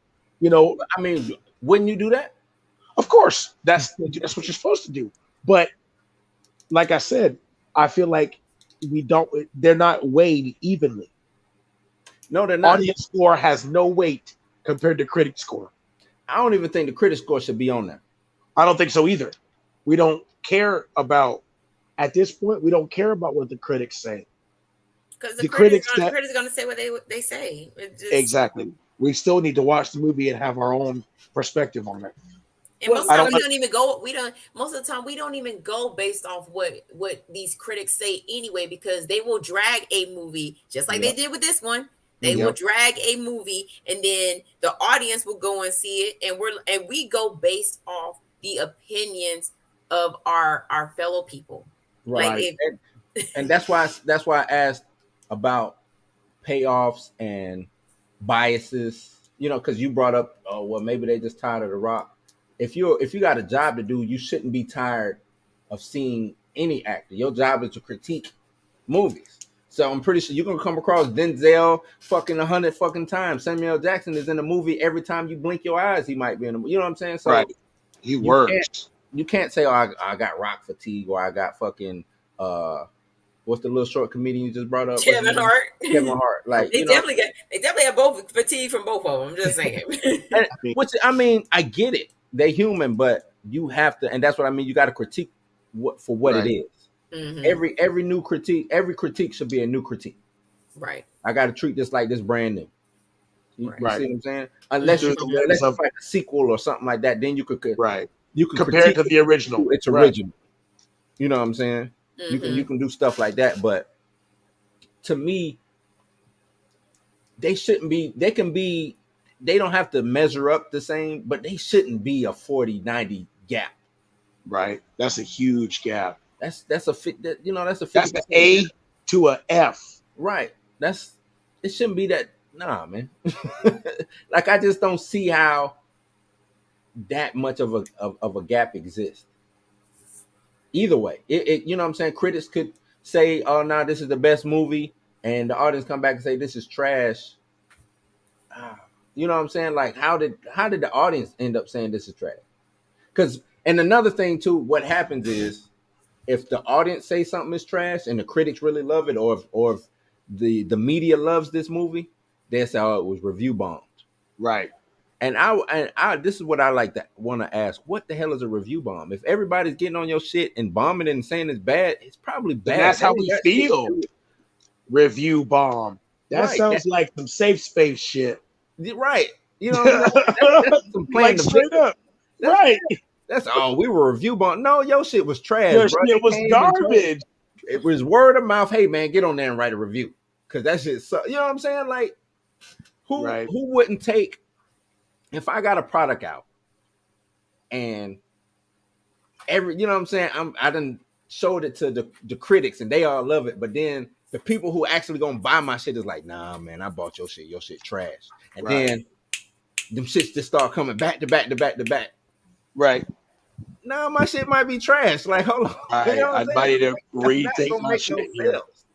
My shit is, and that's what I don't understand. Like with the She-Hulk, we were review bombed. It's because it's a female led, whatever, yada yada yada.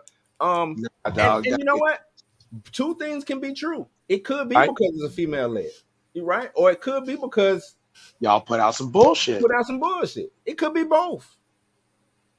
It could be all of that. Right. Don't mean that it ain't trash. Right. But this right here, 40 to 90, if 90% of the people liked it and only 40% of critics liked it, that's a disconnect. Something's off there. Right. That's a big disconnect. Big, huge disconnect.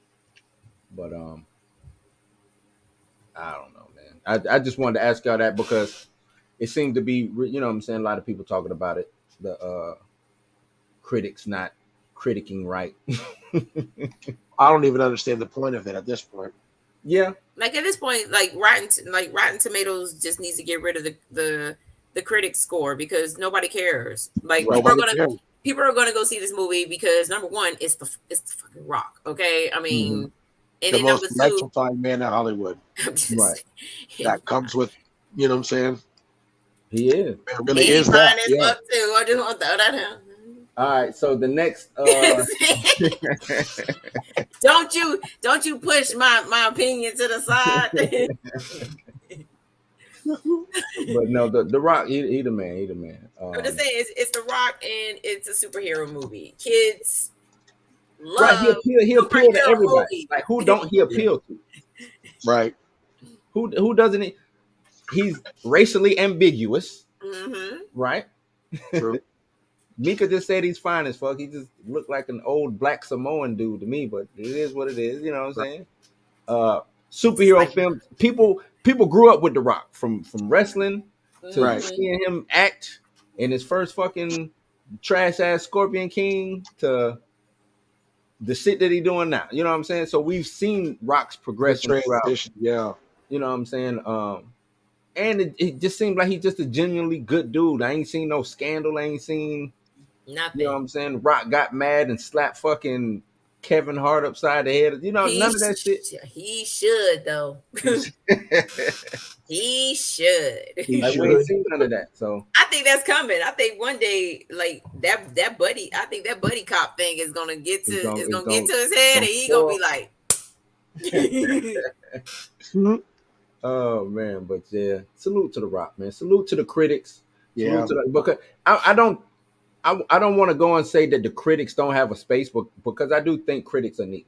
You know what I'm saying? Some people do look at critics and say, "Oh, well, the critics." We don't need corporate critics, right? We need real people like us that do keep critiquing. I think when the big trades or whoever, and I don't even know who these critics is, but if they seem biased, and I need an algorithm or somebody to go through and look at how these critics are right. You know what I'm saying? Because it's something ain't right. You know what I'm saying? If every Marvel film come out and it's a fucking 80 plus, something ain't right. Right. Every Marvel film is not fucking good. It's not an 80 plus. That's exactly right. You know what I'm saying? Everything is not up to par. They gave Thor: Love and Thunder high praise. Right. And that movie was trash. Everybody hated that movie. Who liked everybody that thought? Who liked that? But yeah, I just wanted to bring that up. We can keep it moving. To what do we got? Okay, let's talk this DC. Let's get into this DC, the meat and potatoes of what we were going to talk about. James Gunn, Peter Safran? Safran. Shit, wrong one. Yep. James Gunn, Peter Safran to lead the film, TV, and animation divisions over at DC Films. So it seems like they have found their Kevin Feige's. And these guys, James Gunn and Peter Safran, has been working together since they've been working together, which has been a long time. They, from what I understand, one of Peter Safran's first film that he produced was a James Gunn written film or some shit like that. Like, so they go back. And should I read this article? This comes from the Hollywood Reporter. The hierarchy of power in DC Universe really is changing. That's their tagline. I like how they did that. Stunning turn of events, filmmaker James Gunn, producer Peter Safran has been tapped to lead DC Films, TV, and animation efforts as co-chairs and co-CEOs of DC Studios, a newly formed division of Warner Brothers that will replace DC Films. The unprecedented move in which a top director will assume a top executive post marks the end of months-long search by Warner Brothers Discovery CEO David Zaslav to replace DC Films boss Walter Hamada, who departed the studio last week. That search had all of Hollywood guessing and playing executive bingo for who would land the job. Gunn and Safran were spotted at Warner Brothers lot, meeting with Warner Brothers Film co-chairman Mike DeLuca about future projects, and according to sources, the initial overture to Safran and Gunn came from DeLuca over the summer, even as the studio was in shaky talks with producer Dan Lin. So it seems like they already knew who they wanted to go with, but they just had, it was the Rooney Rule, right? They had to do the make the rounds as Hollywood does. Yeah. The Rooney Rule was in place. You know what I'm saying? They already had they got it, just had to make their rounds. I don't think this is a bad pick. I want to start with Kobe. What do you think comes from this? We got James Gunn, Suicide Squad, Peacemaker, Guardians of the Galaxy fame. Then we got Peter Safran, who also did Suicide Squad, Peacemaker, Shazam, The Conjuring. Yep. These two dudes, they know seem like they know what they're getting into. Peter Safran more on the business side. James Gunn is a comic book geek, from my understanding. He's a fan. Right. He's also loony, crazy, and cuckoo. If you ever written some of his short fucking stories or seen some of the shit that he does, just as James Gunn, the film director and writer, which I think would be a fresh breath of air for DC. So what do you see? What you got for me, Kobe?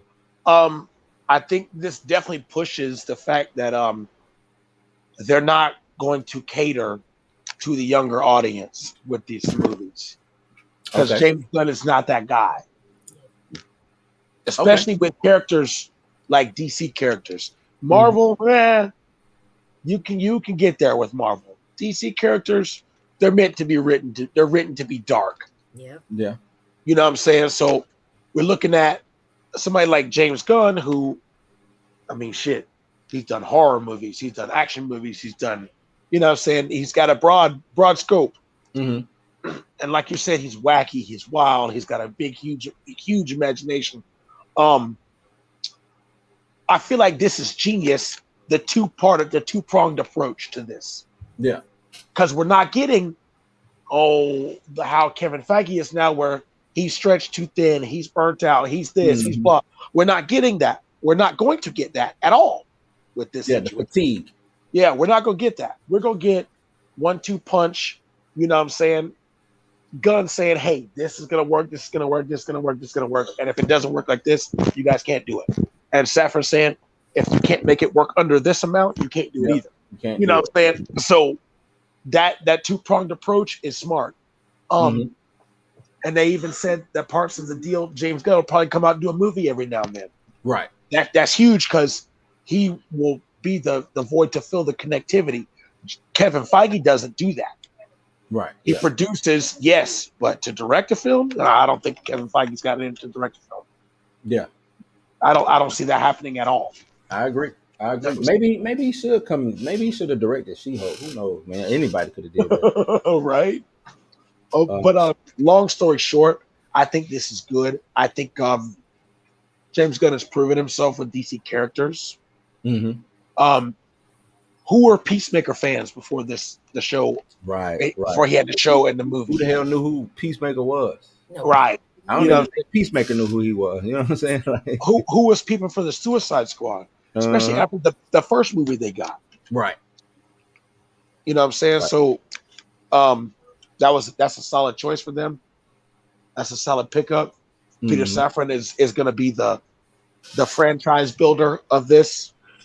You know what I'm saying? I feel like they have a shot now at doing something with these characters, because, you know what I'm saying, they're doing animated side too. So yeah. Mm-hmm. I could see us getting some adult style cartoons, DC,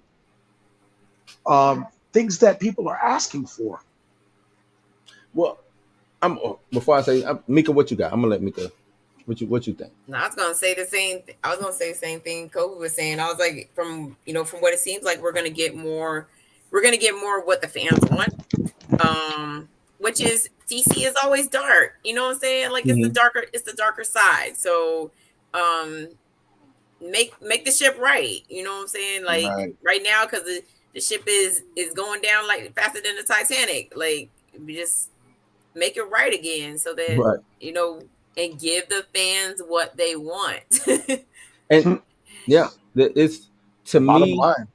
That's, I don't know why they, people treat the fans like, oh well, we yesterday's trash. If we give the fans what they want, yada. It's like, nah, dog. I was listening to I don't know if y'all know who did Michael Meyer Burnett, Robert Meyer Burnett is his name, my bad. But he was saying how when you hop on franchises or properties that have 50, 60 years worth of story telling, you don't come in and inject who you are into that character, because that character is already established. It's right. They already have a story. Now you can modernize it, you know what I'm saying, or things of that nature. But when you come and you try to put who you are into that character, it doesn't work, because people have, it's like I said, 50, 60 years. People have changed. Not just that, of fans. You got people, you know what I'm saying, generation of fans who know who this guy is based off of these certain parameters. So you come in and you change it. It's like, why would you not want to do something for the fans? You can only win by doing things for the fans. Now, I don't mean like fan service or gimmicks and stuff. I mean, like, that's what that translates to for them, is fan service. Let's stick Easter eggs in and give you nods and things like that. Let's not give you the story that you want, but let's give you the story we want and give hints and pieces to the story you want. Mm-hmm. Like, no, don't do that, because they were talking about things translate. They were talking about comic books, the actual comic book. Why Right. comic book sales don't you know what I'm saying? Why the comic book sales don't translate based off of the popularity of like MCU or stuff like that? Because you know what I'm saying? And I'm like, because you go and you read a comic book and that ain't the same comic you reading that you just watched on TV. You know what I'm saying? Like, it's a big disconnect between the source material and what these writers or producers is giving the masses. You know what I'm saying? Do it for the people who are in these comic book shops or going to these conventions and been rocking with, you know what I'm saying? Like you said, who knew who Peacemaker was? The people who go and read DC Comics know. You know what I'm saying? Who knows who fucking the Suicide Squad is or some of those crazy ass characters, the Weasel and fucking Deadshot, and you know what I'm saying? Like some of that shit that they showed us on the screen that people loved. Right. The fans know. The actual fans of DC know. And yes, you can go and get new you can get new art, because if it's good, if you give a good story, word of mouth will happen and everybody else will go watch it. Every time. 2, 3, 4 times over. Everybody else will go watch it. But if it's shitty, if it's trash, and because the fans gonna let you know, hey, this ain't my Batman, this ain't my Wolverine, or this ain't my such and such. Fans gonna come out and say it. Now you can win those fans over if your story is good. But half the time, y'all ain't even giving good stories. Y'all ain't even giving us the effort of that. You know? So if you're not even shit. Right. So then now I'm disrespected twofold. Right? I'm disrespected because you didn't give me the guy who I showed up to the theater for, and then you got lazy on me because you thought I was just going to insult my intelligence. Right. You know what I'm saying? So you fucking disrespected me, man. 2 times over. Then the third time is another saying that I hate is, oh, we didn't make it for you. Well, who the fuck did you make it for? Who did you make it for then? I hate that. Non-comic book fans. You know what I'm saying? Like I hate when people say, oh, well, this movie wasn't made for you. I hate that. I hate it because I'm a fan. Right. Mika is a fan. If somebody made a horror movie, you showed up and you didn't like it, and then you voiced your opinion, they say, oh, we didn't make it for you. Well, who the fuck did you make it for? Right. You make it for one specific group. Non-scary ass. Right. You know what I'm saying? Like, no, you did make it for me. So is it a horror film? Yes. Well, you made it for me then. You know what I'm saying? Right. Is it a comic book film? Yes. Well, you made it for me. I don't know who else you made it for, but you made it for me. Right. You know what I mean? Like that shit, it baffles me that, because it used to be a time when creators, writers, directors, whatever, if they film didn't work or if their product didn't work and the fans told them, they're like, you know what, shit, my shit didn't work. I got to go back to the drawing board. Got to go back to the drawing board. Now they blame the fans. Sorry, y'all. Right. They blame the fans. You know what I'm saying? Mika, if you cooked, I came over and I ate and I'm like, hey, Mika, nah, this is one hit. Are you gonna blame my tongue, my taste? You know what I'm saying? My taste buds? Hey, shit, nah, bro. She said it. She might. Hell no. At least she was honest. Your taste buds are fucked up. My shit slapped. Hell no. If everybody came over and told you your shit was, you gonna blame them? Hey, man, the ribs is burnt. The baked beans don't taste too hot. Who made the? You know what I'm saying? Like, who made the tater salad? Like, what is going on? Nah, y'all fuck. I don't know what y'all smoking on. This shit is going. You over there just eating it up. You know what I'm saying? We're like, no, this shit is nasty, man. What are you talking about? You ain't gonna talk about my food like that now. Get out. You know what I'm saying? Imagine restaurants doing that. Right. You know what I'm saying? Imagine McDonald's. Imagine Burger King. Nah, this Whopper is the shit. I don't know what you're talking about. Right. Coca-Cola, you know what I'm saying? Like, no, you can't do that. It's customer service for a reason. I go and I say, look, man, y'all fucked up, took too much money, and you know what I'm saying, return it. Like, ain't no customer service in the film world. That's how I feel. Right. None. No QC, no nothing. It's just the blame game. Well, we didn't make it for you. You just weren't smart enough to see what we were trying to do with this film. You didn't see our vision. I must be fucking blind then. And Yeah. I'm like, you're right. Maybe I'm not smart enough. And neither is that 95% of the people saying this shit is trash. Right. You're right. We're not smart enough. We're not on y'all's level. Trash. You know what I'm saying? Like, right. Just own up to it. You know what I'm saying? Just own it. We didn't do hot. This one our best offering. We sorry, y'all. We sorry. You know. That's how I look at it. I think James Gunn, to bring it back home, I think James Gunn, Peter Safran, I think they are gonna get input from the fans. Because the thing is, fans shouldn't be totally in control of what a company does. I get that if we want to make blue sweaters, we doing blue sweaters. You know what I'm saying? And right. Hopefully it keep y'all warm. You know what I'm saying? Don't buy my shit. You know what I'm saying? Right. But I'm not gonna blame you for not buying it. Right. That's the whole thing. That's the biggest thing. I'm not gonna blame you for not buying. Okay, they didn't like the blue sweaters. Let's do a blue sweater with a white stripe on it, or you know what I'm saying? Right. I'm not gonna blame. Let's change it up some. Change it up. Let me keep go in the kitchen cooking. Don't blame the fans. Don't blame the fans. Don't blame the audience. Put your best foot forward. If it don't work, go back in the kitchen, man. Go back to the drawing board. Back to the drawing board. Take constructive criticism at heart and see why didn't the fans like it, man? They really wanted Batman to be the Batman that they read, you know what I'm saying, from this period to that period. Right. It's simple to me. Right. But I think this works. Like you said, two-pronged, two-headed. Yeah. It's somebody there to tell the other person no, you know what I'm saying? Hold them accountable. Right. I kind of wish it was 3. Yeah. You kind of need that tiebreaker. And it might be it could be a third person, because I do think it's a president. They still report to Zaslav though. Yeah, you're right. They still do report to Zaslav. So, but I think Gunn has he got to complete his trilogy with Marvel and his holiday special, and after that he's done. He did say he was done with Marvel. After that, WB did give him the benefit of the doubt when he went through his little fake scandal shit, and Marvel kicked him to the curb. Right. So there's that.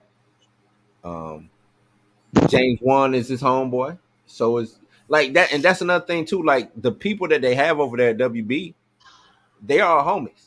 Right. They're all working together. Right. They're already in bed with each other, so to speak. It's a big orgy over there. It's lovely. Mm-hmm. That's a little too much.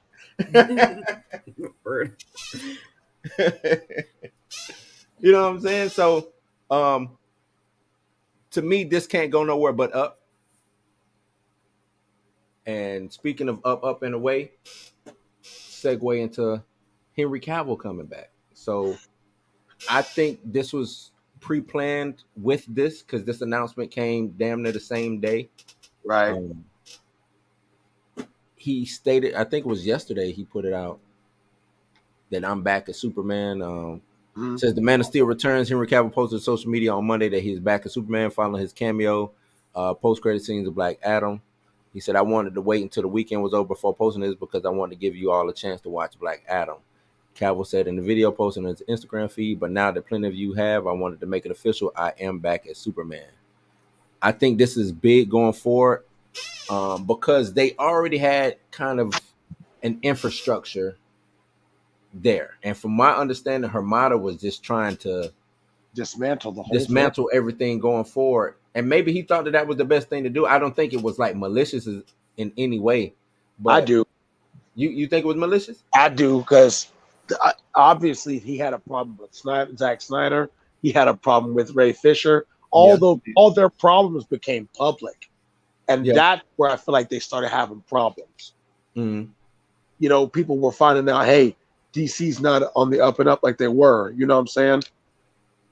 Yeah. They're not harder to work with than, you know what I'm saying? And that hurt them. That hurt them a lot. That hurt their reputation. It did hurt them. And when I say I don't think it was like his vision, what he wanted. not him, the Zack Snyder, Ray Fisher. I don't know about that, but I'm just talking about like DC as a whole. That's Right? what I'm thinking. I think he wanted differently than what everybody else What did. everybody else wanted. Yeah. And he wanted differently than the talent they hired to create what they wanted. Yeah, I do. That's what I'm saying. Oh, wait. Bless you, bless you. I do think it was Really? and on Hamada's side, I do think it was kind of short-sighted to do that. Because all you had to do, even if you didn't want to work with Zack Snyder, like I said, the pieces were already in place. Everything was there. All the actors were some of the best for that character, whether it was Henry Cavill as Superman, Ben Affleck as Batman, Gal Gadot, Wonder Woman. Those three are the ones that you really needed to keep anyway. Mm-hmm. Did we lose Kobe? We lost You Kobe. did. He'll be back. Then you come in with Aquaman.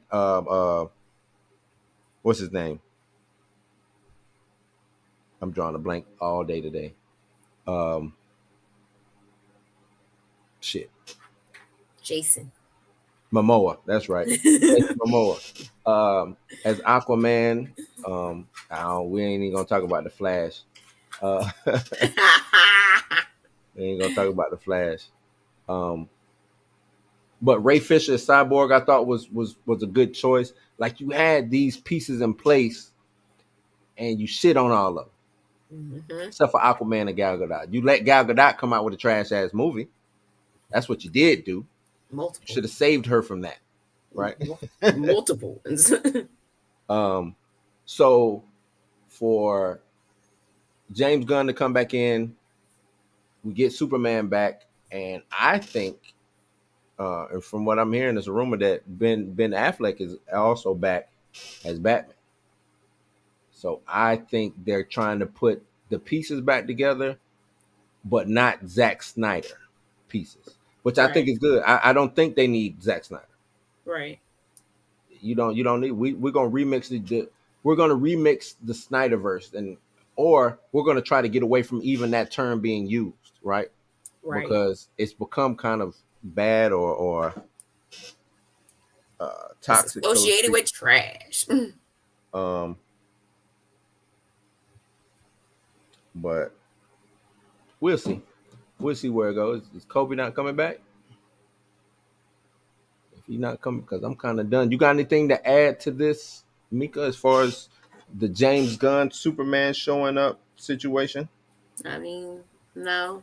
Let's just see how it plays out since the critics are trashing back Black Adam. Well, it's crazy because I think the critics, I just don't think they like DC right now. I think they're mad at they canceled the Batgirl thing. You know, that was big. Oh, why they canceled it? Because it's Afro Latino lead or whatever. I really don't think that had anything to do with it. I don't know if the film was good or not. They're saying it wasn't good. They looked at it like, man, we're gonna get a tax break because it's a lot of things he cut. You know what I'm saying? Like he cut a lot of shit. Right. And he trying to restructure this company to fit so it can be profitable going in the future. And sometimes you got to make the hard decision. I don't think you should have went forward with a Batgirl film anyway. She's not a popular character. I don't think it would have made any money. I think it would have flopped in the box office. I think people would have showed up for Michael Keaton, and then word would have got around that Michael Keaton's in the movie, but the movie ain't good. You know what I'm saying? Right. So no, don't put that film out, especially if it's not part of the vision that I want to go forward with what I'm doing with DC anyway. Right. You know what I'm saying? I do think that they should.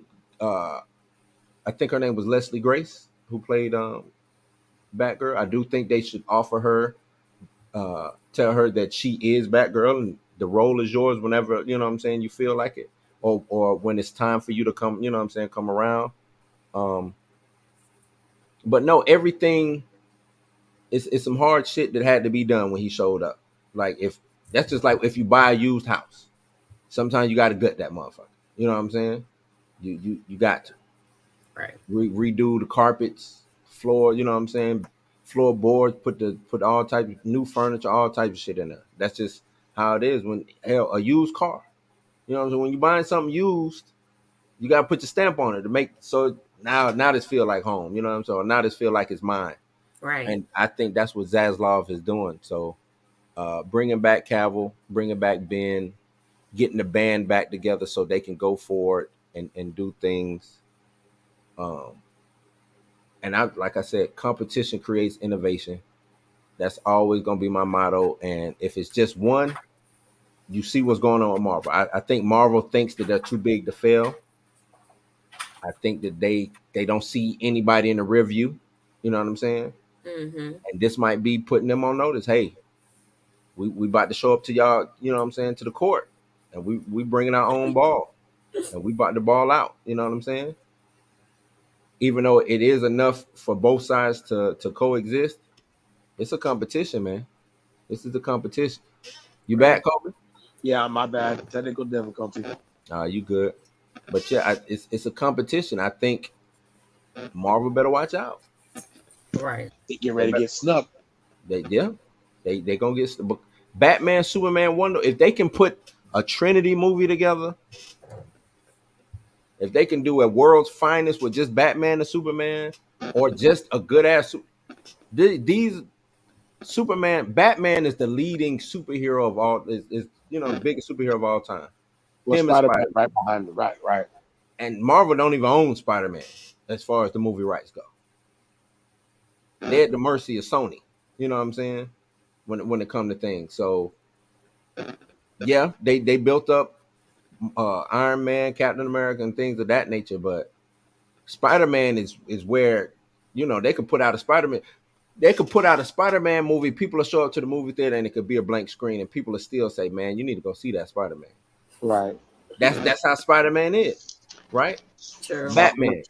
Look at what they just did with Matt Reeves, the Batman. Was it to me? It was overhyped. It wasn't a bad film, but it was overhyped. But people loved it because it was Batman, and they hadn't seen a Batman film by itself since that last Dark Knight trilogy film. What was it? Dark Knight Rises. Dark Knight Rises. You see what I'm saying? So those are the two highs. Oh, and I mean, and like competition. Wait until Todd McFarlane actually gets spun off the road. Right. You know what I'm saying? Wait until some of these indie publications actually get a foothold and build an audience up that they can, put on a big screen. Right. Marvel, they better watch out. Knocked off the pedestal, right. They better watch out.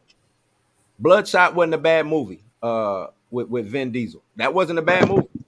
Came out during the pandemic. It went under the radar due to the pandemic and things of that nature, but it was not a bad movie. Mm-hmm. Was not. And if they retool it, for a sequel and get it right, Vin Diesel is a star. Yeah, he is. You know what I mean? Mm-hmm. And he all about family. I'm trying to tell you, it's right. It could be a long day. Loyal. It could be a long day for Marvel if some of these IPs catch on. Right. It's a lot of them that can do things. It's a lot of them. So, and that can turn into franchise. People say comic book fatigue. I don't think it's comic book fatigue. I think it's Marvel fatigue. Mm-hmm. Man, like I said before, and like I keep saying, Warner Brothers has the ultimate Marvel killer, the ultimate Marvel films killer, and that's Harry Potter. Yeah, they got that in their back pocket. Mm-hmm. Repair that relationship with JK and make movies. Y'all are slacking. Yeah, y'all got money makers. You right. That's the killer to Marvel right there. Batman himself could kill Marvel. They could kill Marvel with Batman movies. All day they long. did it right. All day long. All day. But Justice like I was telling Mika that the rumor is Ben Affleck came back and signed a 3-film deal. Why wouldn't he? Going forward. He knew James Gunn was coming back. Right. He wasn't in the dark about that. Why wouldn't he sign that? That's So all. That's money. the rumor going around. Henry And Cavill he gonna get some. He gonna signed get up. some backing too. Yep. Mm-hmm. They gonna let him direct his own movie and all. Why not? They gonna kiss Ben Affleck's ass. Hell yeah, to bring Academy him back. Award winning director. Right. Hell yeah.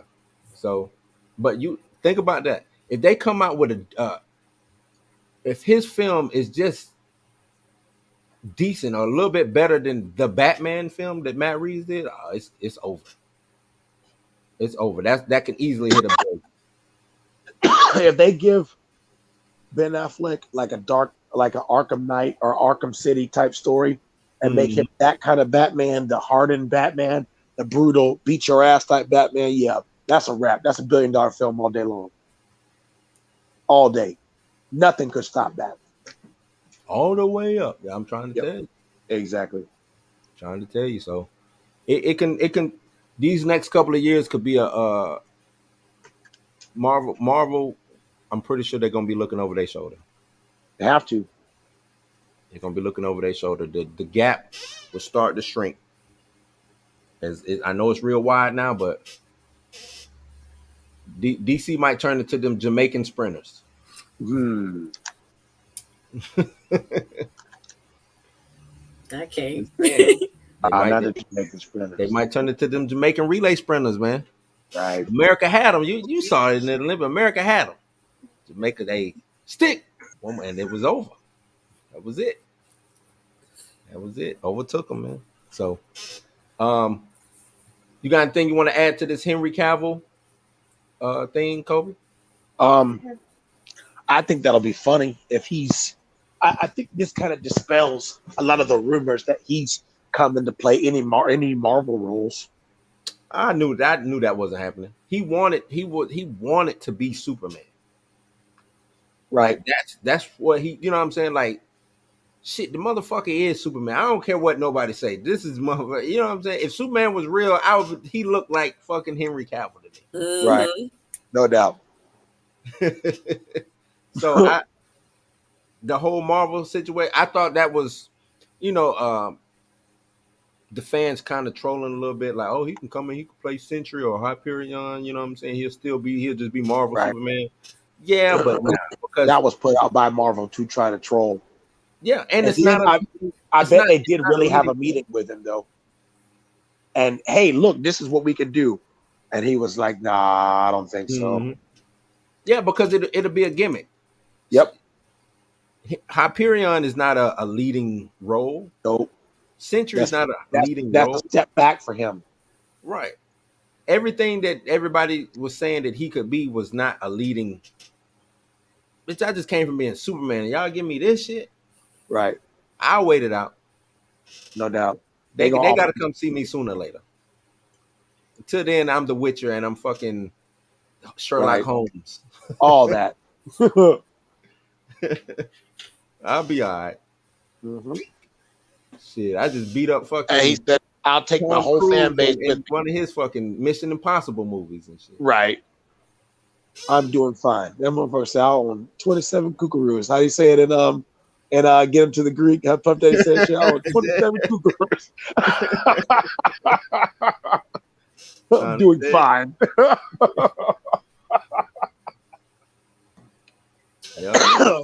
Straight fine. Right. But yeah, that's you good on that? I'm good. I like to see. I can't wait to see more of this. Yeah. I'm waiting. I know it's gonna be more DC news coming because I don't think they done. Nope. They got to stick it a little bit more. Yeah, I don't think they done. So,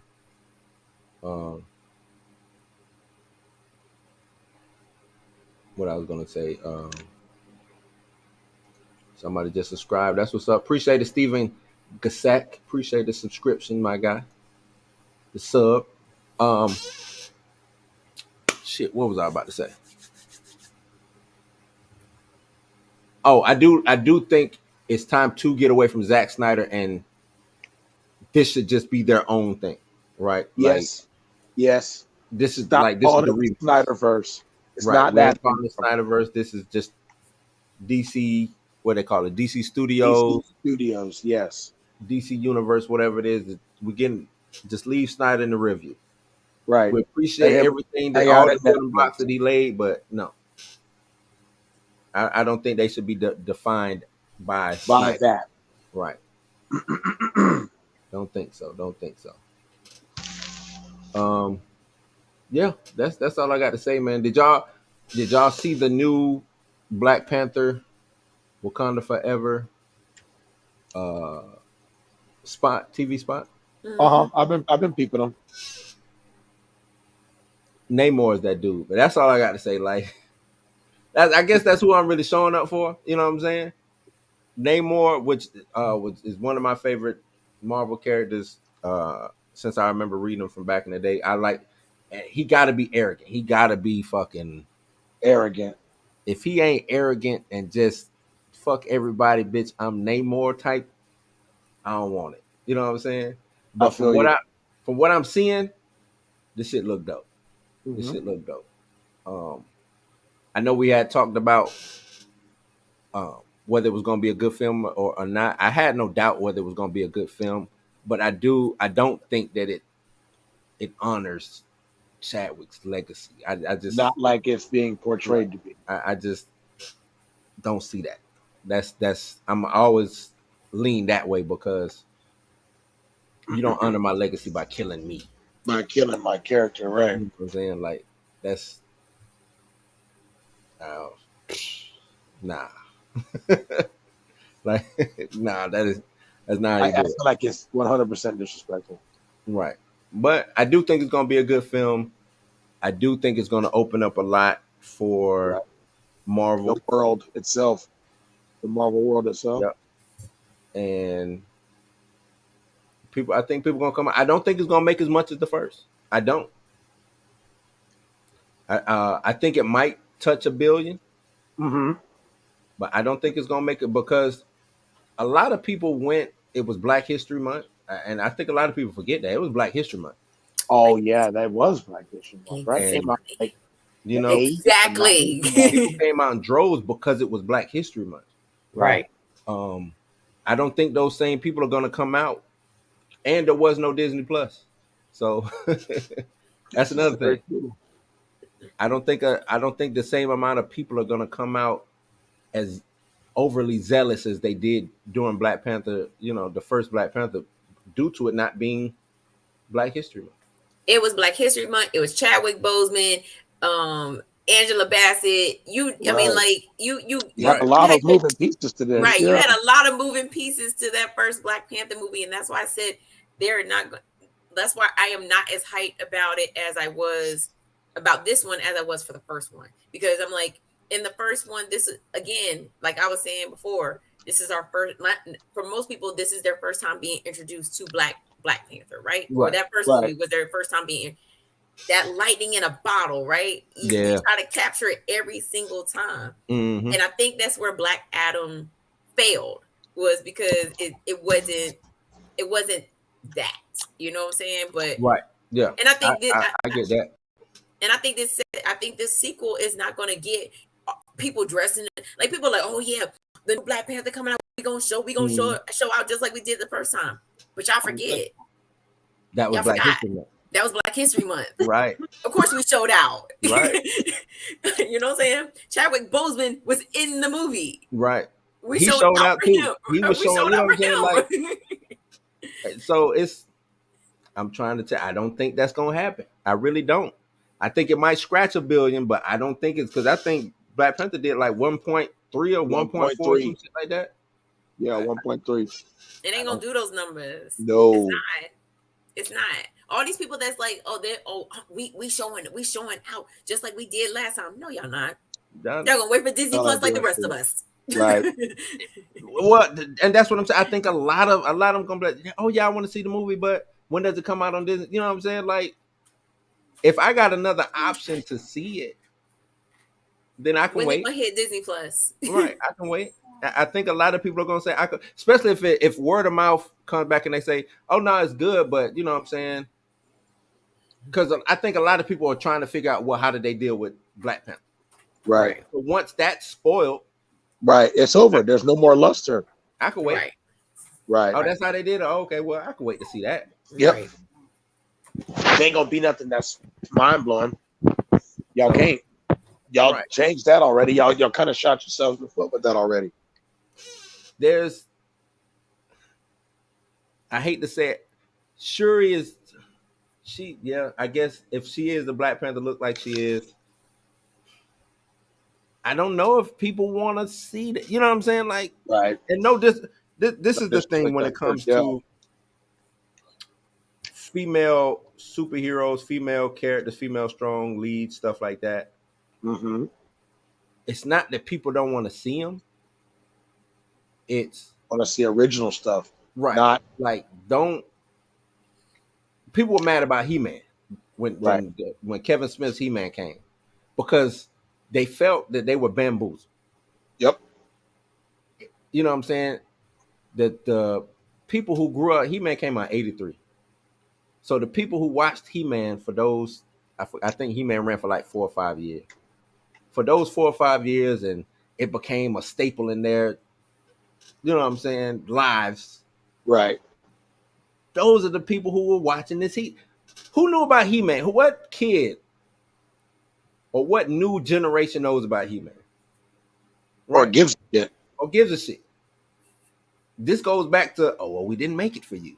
Well, who the fuck did you make it for? Because I watched He-Man. That lame ass fucking cop out excuse. Answer. Right. You know what I'm saying? Like, I was the one who kept He-Man afloat through all these years, still buying merch, still, watching what it is, reruns and what is Angry Chicken? Not Angry, what is it called? Robot Chicken. I'm sorry.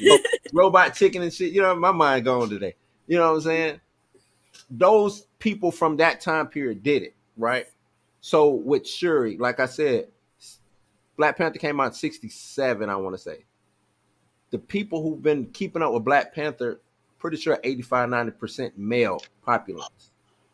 Now you take their character away. Not saying that those people mind or, you know what I'm saying, are mad that Shuri is that, but I want to watch Black Panther. Like this, I signed up for T'Challa. I didn't sign up to see Shuri do her. And I mean, it shows. And this is another thing too. In the comics, right? It shows what people want. When Shuri became Black Panther, the first issue of her doing that, it sold because it was new, and then it dropped off for the rest of her run of her being Black Panther because they made her front and center instead of T'Challa, right? Right. Mm-hmm. Now Shuri's own series, it did fairly well because I know what I'm getting into. This is a Shuri book, right? People who are fans of Shuri, they will buy that book. That's how you do it. Look at Alien. People love because they always say, oh, they don't want to see a strong lead. But then you got Ripley from Aliens. You got the strong lead. You got Jamie Lee Curtis. Right. True Lies. From I mean, you know what I'm saying? Like Halloween, like people will watch strong female leads. Mm-hmm. Except She-Hulk, if done right. You know what I'm saying? Like you can put a strong female lead front and center, write them right. Do it. Make them. Don't make them Mary Sue's. Don't make, you know what I'm saying? They have to go through a struggle like everybody else. Yep. But we'll see. I hope they do her justice. I seen her flipping around and kicking Atlanteans off this ship or whatever. Look kind of cool. You know what I'm saying? But we'll see. Salute to Shuri. I hope she's dope. But and also, didn't she had that little controversy? Is she gonna survive? That's what I'm saying.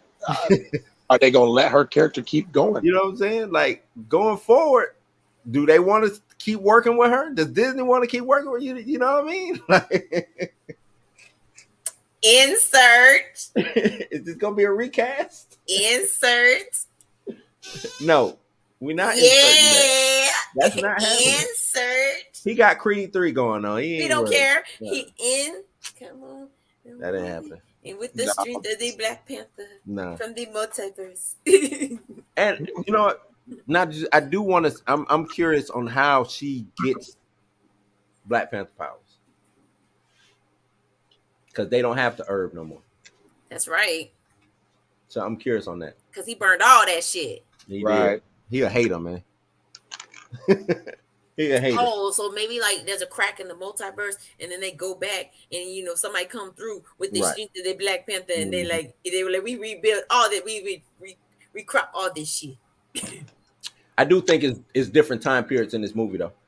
Yeah, I think so too. I think it's different time periods. I think they know about Namor. Namor shows up. They have a conversation. Namor goes away.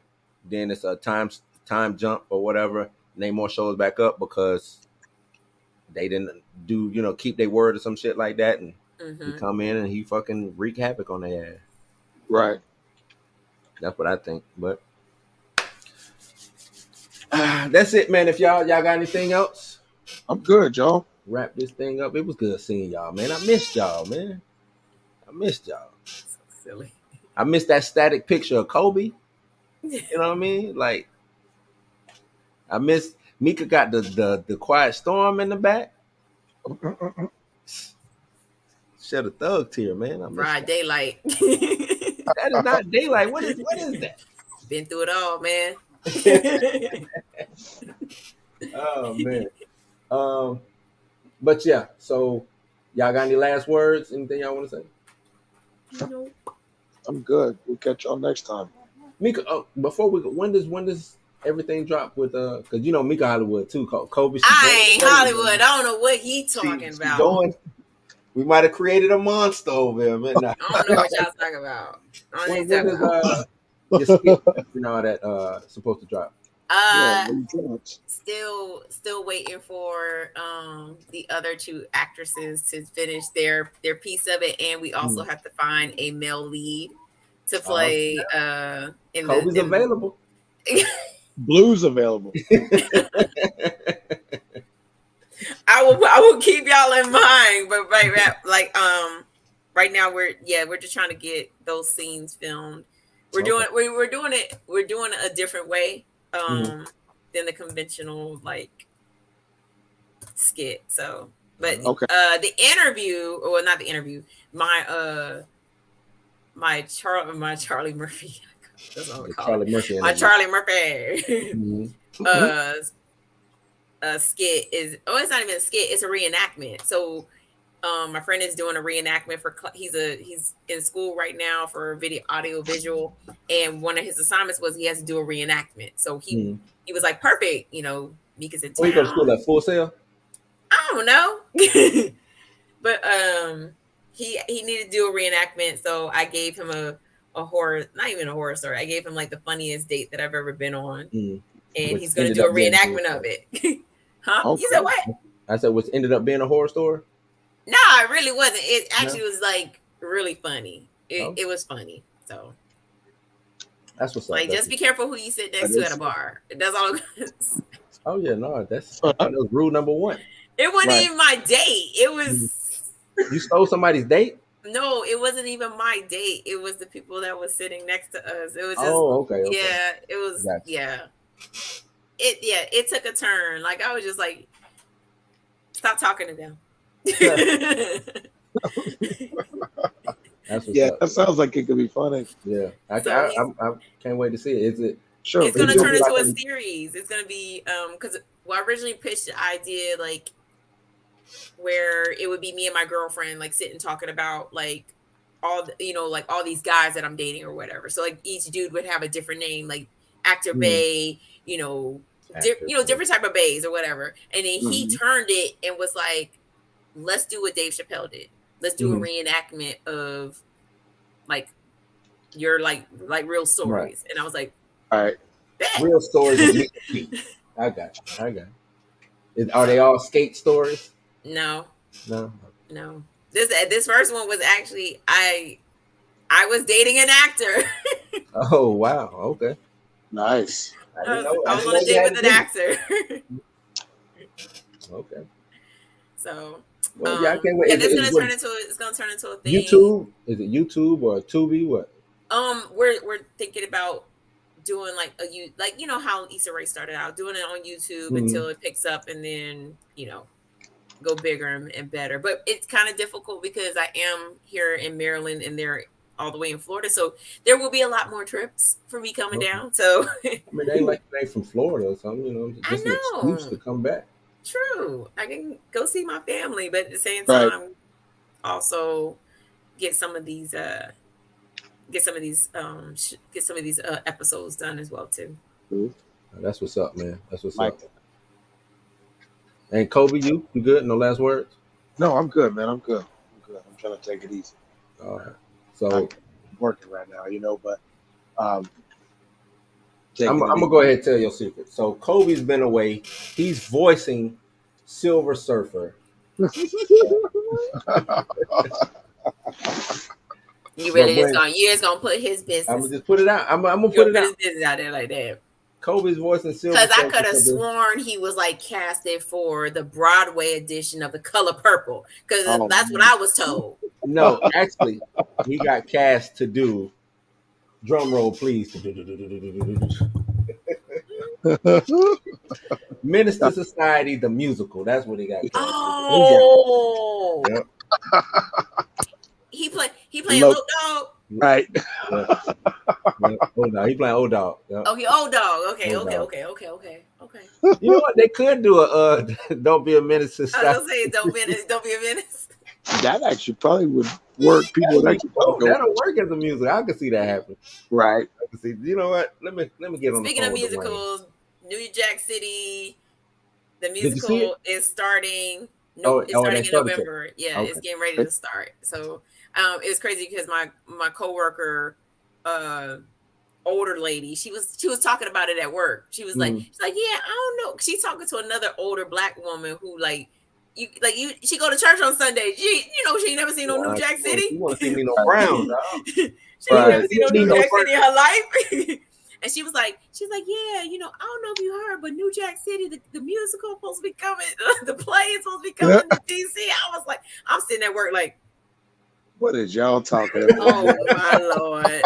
Not you talking about New Jack City. But then I was like, damn, I did say I was gonna go see that.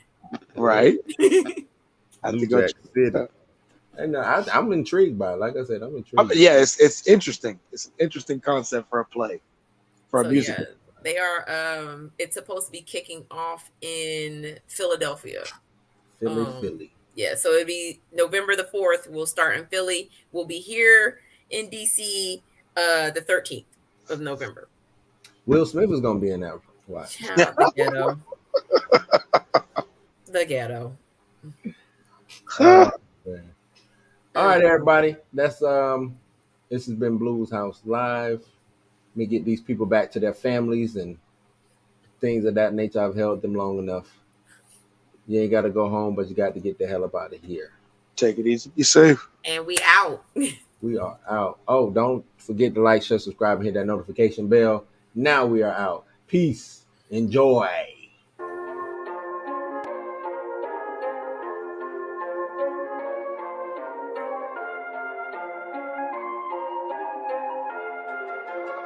Son.